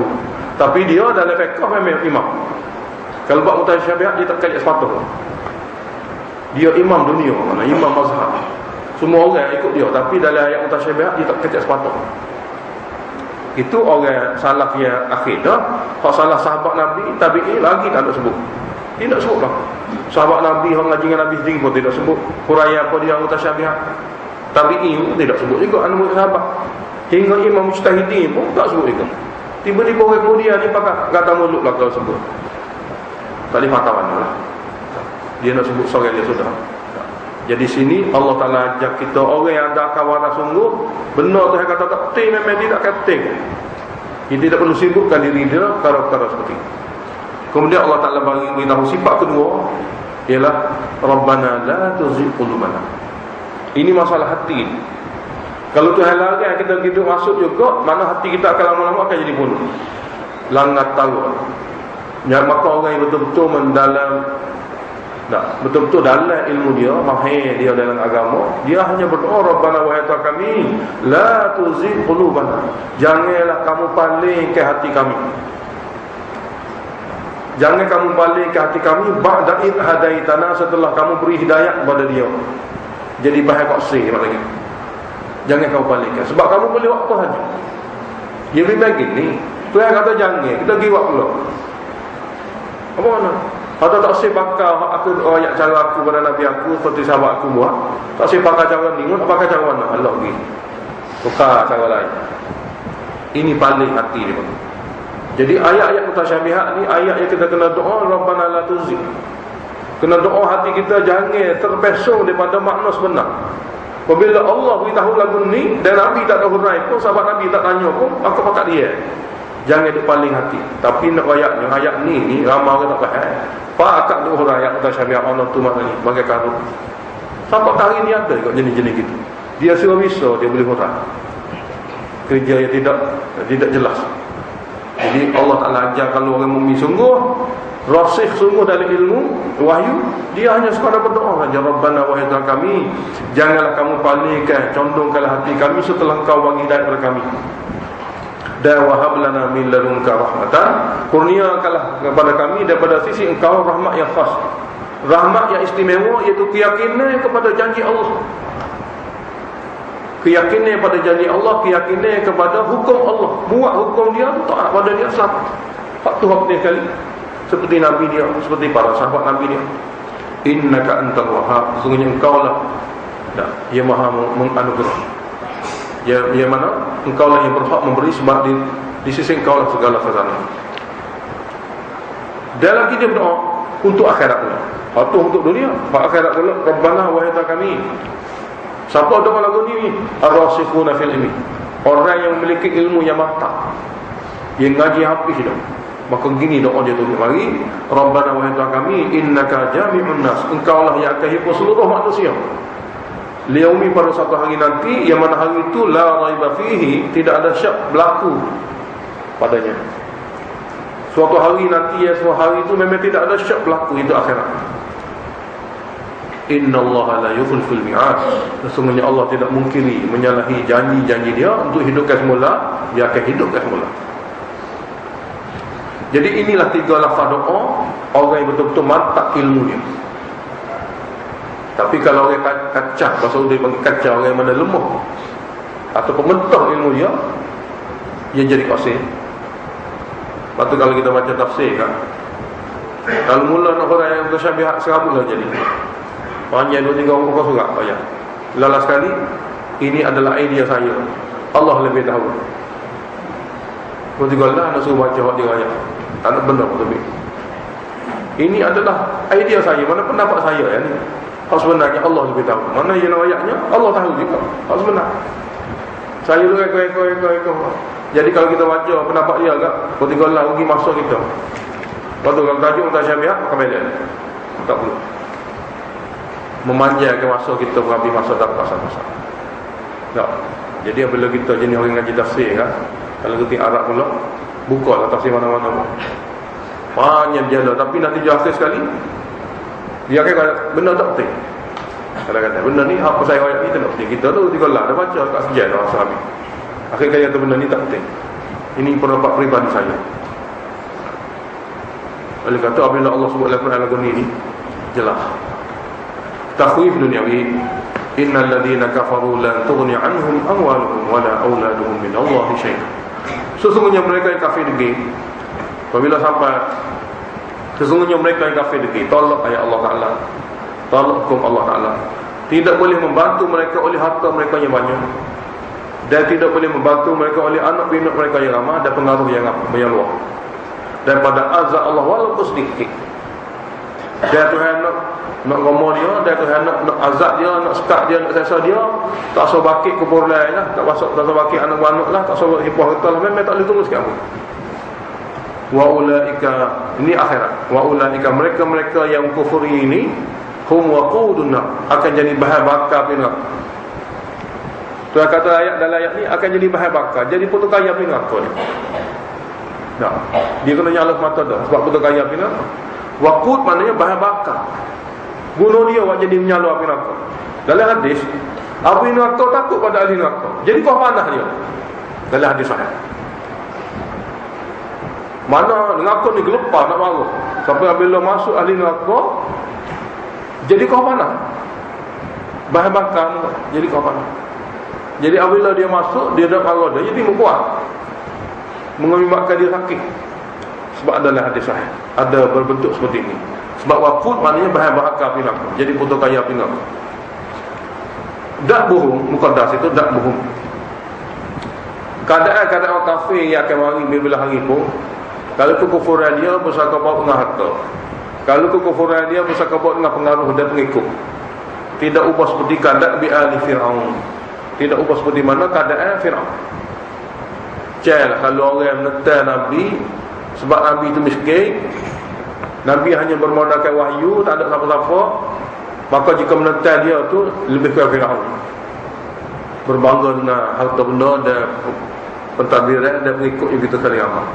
Tak ubah seperti kata bi ali Fir'aun, mana tak bohong kata bi ali Fir'aun, iaitu da'bul ladina kafaru kata bi ali Fir'aun wal ladina min qablihim, dan orang-orang lain sebelum Fir'aun, kaum Samud sebelum tu, iaitu kadzabu bi ayatina, modalnya mendustakan ayat kami, tak saya pakai ayat kami, tak saya pakai ayat akidah kami, nak pakai akidah dia, tak saya pakai hukum kami, nak pakai cara dia. Lalu akhir sekali fa akhadhahumullah, Allah Taala hukum mereka, azab mereka dengan sebab bizunubihim, dengan sebab dosa-dosa derhaka mereka. Wallahu syadidul iqab, dan Allah Taala sangat kuat hukum balas dia. Dan azab ini bukan nanti akhirat, dunia lagi Allah Taala boleh tunjuk dah. Ini contoh dunia. Qul lil ladina kafaru, beritahu Muhammad kepada orang kafir di Mekah, satu gelabun,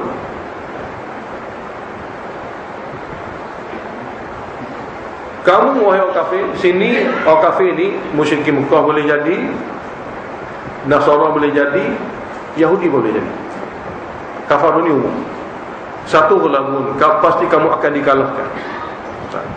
Satu gelabun, kamu pasti akan dikalahkan di dunia. Tunggu masa. Lalu ni kamu ramah kan? Sudah cakap.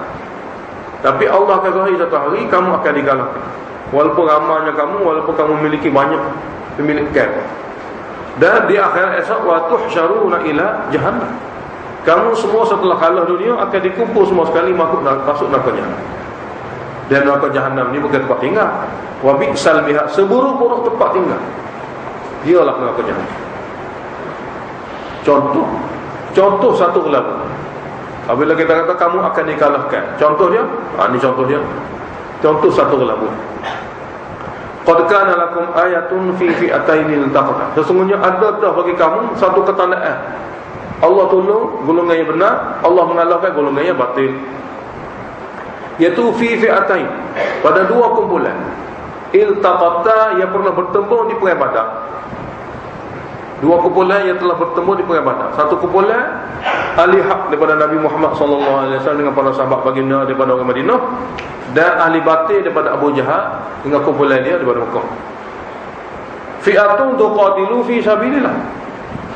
Dua kumpulan tadi, satu kumpulannya sahabat-sahabat Nabi bersama Nabi yang berperang atas tujuan jalan Allah, untuk menegakkan tauhid dan hukum Allah. Wa ukhra, manakala kumpulan kedua kafiratun, kufur, akidah mereka kufur kerana syirik pada Allah, dia tidak ingin ikut syariat Nabi Muhammad SAW. Kumpulan kafir ini yarawnahum mithlaihim. Kumpulan kafir ini yarawnahum, dapat melihat akan kumpulan mereka sendiri dua kali ganda. Mana sini bukan dua kali, berganda-ganda lebih ramai. Kumpulan kafir ini memandang diri mereka, ni pokok mereka, mithlaihim, berkali-kali ganda ramai.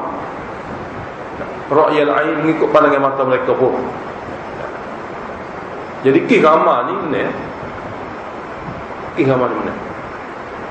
Tapi wallahu yu'ayyidu bi nasrihi, walaupun mereka tu ramai dan mereka tengok dengan mata mereka memang ramai pun, tapi ramai bukan alamat kemenangan. Wallahu yu'ayyidu bi nasrihi, Allah lah yang akan beri bantuan dengan pertolongannya mayasyak kepada siapa-siapa yang dia kehendaki, walaupun duduk dengan kumpulan yang sangat sikit. Itu Nabi. Inna fi dzalikal ibrah, sesungguhnya dia demikian bantuan Allah kepada golongan yang benar walaupun sikit, la ibrah, suatu pengajaran kepada orang lain. Bila-bila masa, maksudnya Allah tetap membantu golongan dia. Dia sabda dia akan dapat dah ini liulil absar, bagi orang yang sangat kuat pemikiran dia. Iaitu pemikiran dia sangat kuat hingga dia dapat tengok natijah daripada sesuatu perkara itu begini pula. Absar sini orang yang mengguna kekuatan fikiran dia akan melihat kesudahan. Jadi orang yang sentiasa akan lihat kesudahan apa jadi. Dia akan tengok kesudahannya. Allah ni memanglah Allah ni gini, tapi kesudahan. Jadi orang yang sentiasa tengok kesudahan ni lah orang yang benar-benar memiliki pemikiran yang tinggi. Allah Ta'ala beritahu ayat 14 ni, kenapa orang kafir musyrikin jadi degil? Dia tengah jidah ke? Tak. Atau apa? Allah Ta'ala beritahu di antara perkara yang menyebabkan orang musyrikin Mekah degil kerana keduniaan yang ada pada dia. Ini sebenar. Sebab absar sekali. Zuyyina lin-nasi hubbus syahawati. Manusia diberi nampak pada mereka kasih. Zuyyina ni tazyin. Lafaz dia tu memberi makna kiasan. Diberi nampak pada manusia elok. Asal mana gitu. Benda tak elok tapi dinampakkan pada manusia tu elok. Hampir tipu daya lah. Hampir tipu daya. Macam barang sampel ni, kalau letak kedai sampel sahaja dia kata, lepas tu dah ambil barang tu, tak ada gambar kat tu. Satu orang sahabat kita ni pergi negeri China beli telefon. Beli tu okey dah, harga barang kat jual okey murah, RM200. Tapi Cinawi sampel, tidak wih original. Balik buka kotak di Malaysia, oh bentuk serupa sebiji telefon dalam tu, batu yang ada dalam tu. Tak ada isi kotak, berat serupa berat, tapi dalam tu batu. Kita pergi jalan dengan dia pun ajar kita, kan awak, saya beli RM200 lah. Tapi silap mata sikit, nyawi sampel saya. Mak sampel ni hanya tak depan kedai gitu tu. Kerana orang kata-kata curi orang pun batu ya, kita nak kata batu. Kalau dia ambil lah kotak ni, hak sebenar. Kedai-kedai yang biasa-biasa orang akan ropok masuk gitu kan, dia tak luar ni sampel ya. Tanya hak nak jual sungguhnya, ambil hak sebenar. Nyawi sampel saya dari kotak. Maknanya luar ni betul super telefon. Tapi apabila tengok, apa benda tak ada, apa bateri tak ada lubang. Tak ada satu. Masuk karton ni. Sampel. Jadi diperlihatkan kepadanya benda yang benar, seolah macam benar, benda tak benar. Itu tazyin. Dunia ni sampel ya. Maknanya dunia ni sampel. Contoh sahaja dia tu. Boleh terah je, tapi nak ambil boleh. Nak ambil syurga. Boleh terah. Mana boleh makan, boleh apa ni? Boleh kadar untuk terah. Test. Lepas tu nak sungguh syurga. Jadi hak sekadar test ni Allah ajar cara ikut Nabi saja yang boleh. Mana kalau kamu duduk atas dunia, nak guna dunia ikut cara Nabi sajalah. Lepas tu kalau nak sungguhnya benda-benda sebenarnya semua tu dia ada berlaku di akhirat. Dia ada berlaku di akhirat. Tapi yang orang kafir dinampak kepada mereka benda sampel ni original. Itu panggil tazyin. Dipernampak kepada orang kafir hak sampel ni original. Apa dia? Hubbus syahwat. Cinta untuk memuaskan nafsu. Diperlihatkan kepada manusia ni, cinta untuk memuaskan nafsu semasa dunia ini. Segala-galanya, mana gitu. Cinta untuk memuaskan nafsu di dunia ini segala-galanya. Tidak ikut tertib Nabi. Kalau ikut tertib Nabi itu diberilah keizinan. Sebab dia tu sekadar untuk kecak ya. Patut nak sungguhnya mati-mati syurga juhalaka. Tapi dia tak. Dia kata segala-galanya sini. Syahwat nafsu tu daripada apa? Minan nisa, daripada wanitanya. Wal bani, anaknya. Wal qanatiril muqantarah, harta yang bertimbuk-timbuk. Harta jenis mana? Minaz zahabi wal fiddah, daripada emas dan perak. Mana apa saja duit yang memiliki nilai emas perak ni dikira harta bertimbuk-timbuk. Wal khayli al musawamah, dan kuda-kuda yang terpilih. Mana kenderaan ni, sebab kenderaan ni kuda-kuda yang terpilih. Sebab kuda benarnya dia banyak. Kuda padi ada, kuda sungguh ada, hebat-hebat sungguh. Berbagai harga pun tak suka dah. Wal an'am, dan binatang ternak. Binatang ternak. Maknanya ada kambing 2-3 bukit. Ada apa ni binatang-binatang ternak banyak sekali. Wal harth, dan juga tanah-tanaman, ladang-ladang. Dan inilah barang-barang atas dunia ni ia dikira aset berkala. Hak lain-lain tu campuran-campuran. Hak ni hak asal. Jadi Allah sebut belaka dalam dunia dia ni, manusia dia tak nombor satunya wanita. Lepas tu anak-anak ni pengikut, pekerja, pengaruh. Lepas tu harta bertimbul-timbul tu aset segi harta duit mah perak. Lain pada tu kenderaan. Lepas tu binatang ternak, semua pemilikan pertanian. Dia harus dia ikut tanaman. Jadi kalau kata kaya pun ni hak jadi berkekalan. Sebab hak ni orang guna hak. Allah kata memang tu, zalika ya demikian semua tu, hak kamu tengok atas dunia tu sampel kata, mata'ul hayati dunia. Kesenangan hidup di dunia. Ia dijadikan sebagai sampel saja. Boleh guna tapi ikut pencaturan dan cara-cara Nabi ajar. Bukan tak ada masalah apa. Nak guna tu boleh tapi ikut tertib Nabi dia. Sebab hak sebenar, original duduk di syurga. Semua benda ni ada dalam syurga Allah. Wallahu indahu, dan Allah Ta'ala di sisinya husnul ma'ab, tempat kembalian yang sangat indah, yang sangat baik, yang berkekalan, yang tidak ada tandingan di segi nilai dan banyaknya. Kualiti dan kuantitinya tidak ada nilai, ada di sisi Allah Ta'ala. Ini cara-cara. Jadi musyrikin Mekah ni lawan Nabi kerana dia sahur ni, dia jadikan perkara yang Allah sebut dalam Quran ni hak sampel sebagai original, sehingga dia tolak akidah, dia tolak cara Nabi SAW. Di sini Allah Ta'ala beritahu apabila dia kata husnul ma'ab, sebaik-baik tempat kembali, ia telah disediakan di sana segala-gala kendak hati hamba dia. Apa dia? Targhib kepada akhirat dan huraya bagi husnul ma'ab. Huraya, bayan bagi husnul ma'ab. Qul beritahu kepada mereka, wahai Muhammad, a'unabbi'ukum, sukakah aku nak ceritakan kepada kamu, bi khairin min zalikum, lebih baik banyak lagi daripada apa yang Allah beritahu tadi. Nah, bermula pada wanita hingga ke tanaman, iaitu lilladzina taqaw 'inda rabbihim, tapi bagi orang-orang yang dapat jaga hukum Tuhan mereka. Sukakah aku nak beritahu suatu perkara lain yang lebih baik banyak berbanding apa yang Allah Ta'ala beritahu tadi, tapi lilladzina taqaw 'inda rabbihim, bagi mereka yang dapat jaga hukum Tuhan mereka kerana takut. Apa dia?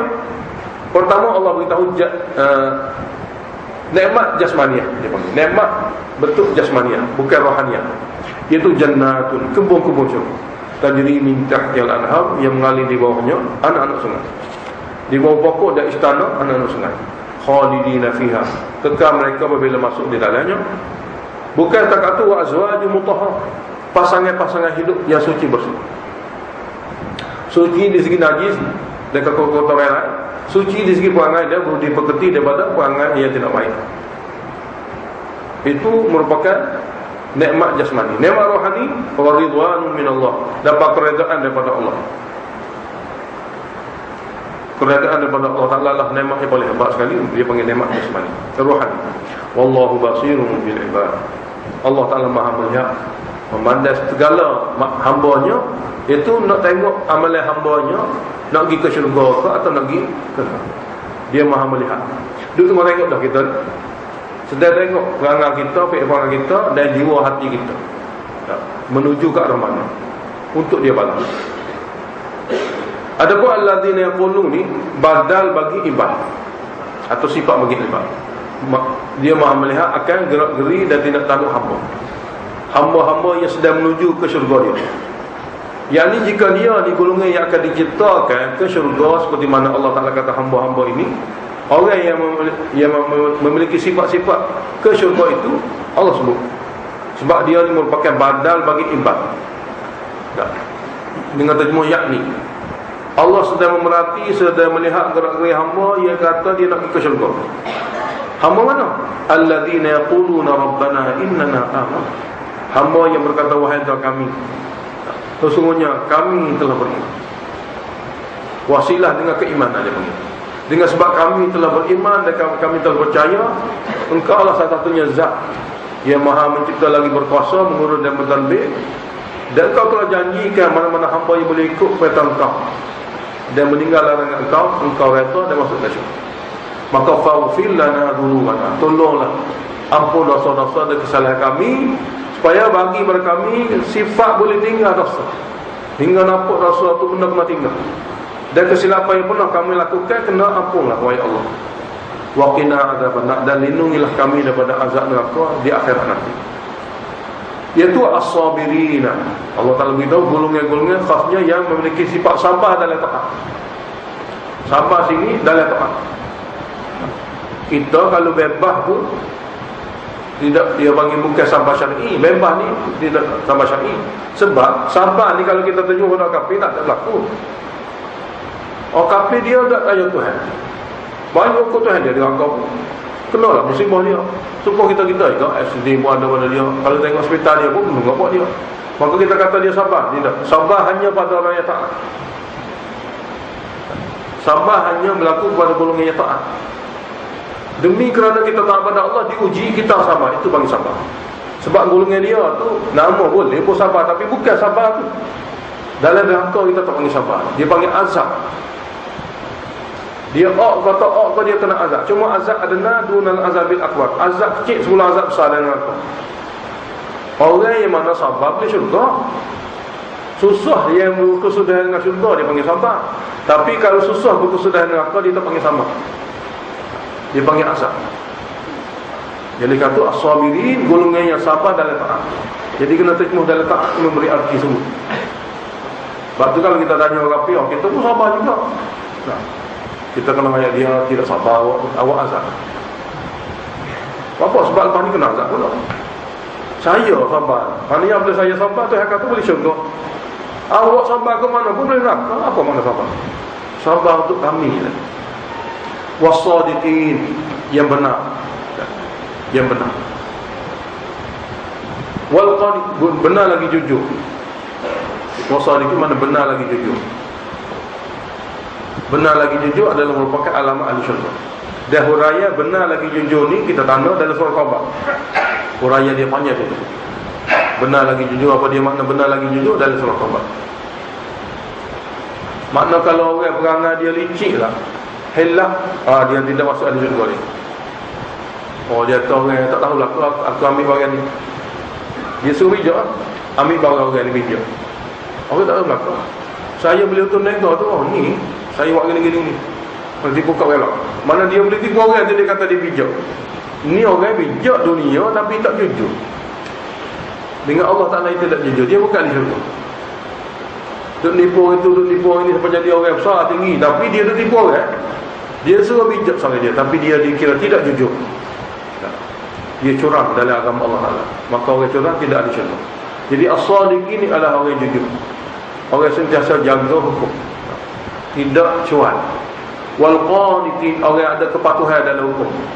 Dalam jenis taat buat, buat. Wal munfiqin, orang menginfakkan harta.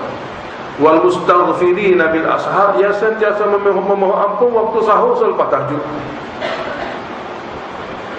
Minta ampun waktu sahur, waktu habis tahajud dah. Dia semayang malam. Waktu orang lain tidur rehat, dia duduk semayang. Akhir sekali minta ampun. Takut-takut Allah Ta'ala hukum kesalahan kecuaian dia. Jadi istighfar setelah taat ni merupakan suatu kehebatan pada masa tu. Dalam dia buat taat tu dia masih rasa bersalah. Dalam melakukan taat masih rasa bersalah adalah hamba yang sangat tinggi nilai di sisi Allah Ta'ala. Orang yang bersalah setelah maksiat itu biasa. Nah, hak Tuhan suruh tak buat istighfar. Hak Tuhan larang langgar istighfar tu biasa. Tapi orang setelah melakukan ketaatan yang payah, bangun tahajud waktu orang jenuh itu, dia bangun sejak hanya dia dengan Allah, sudah tu istighfar. Takut-takut Allah Ta'ala tak kenal lagi ke dia.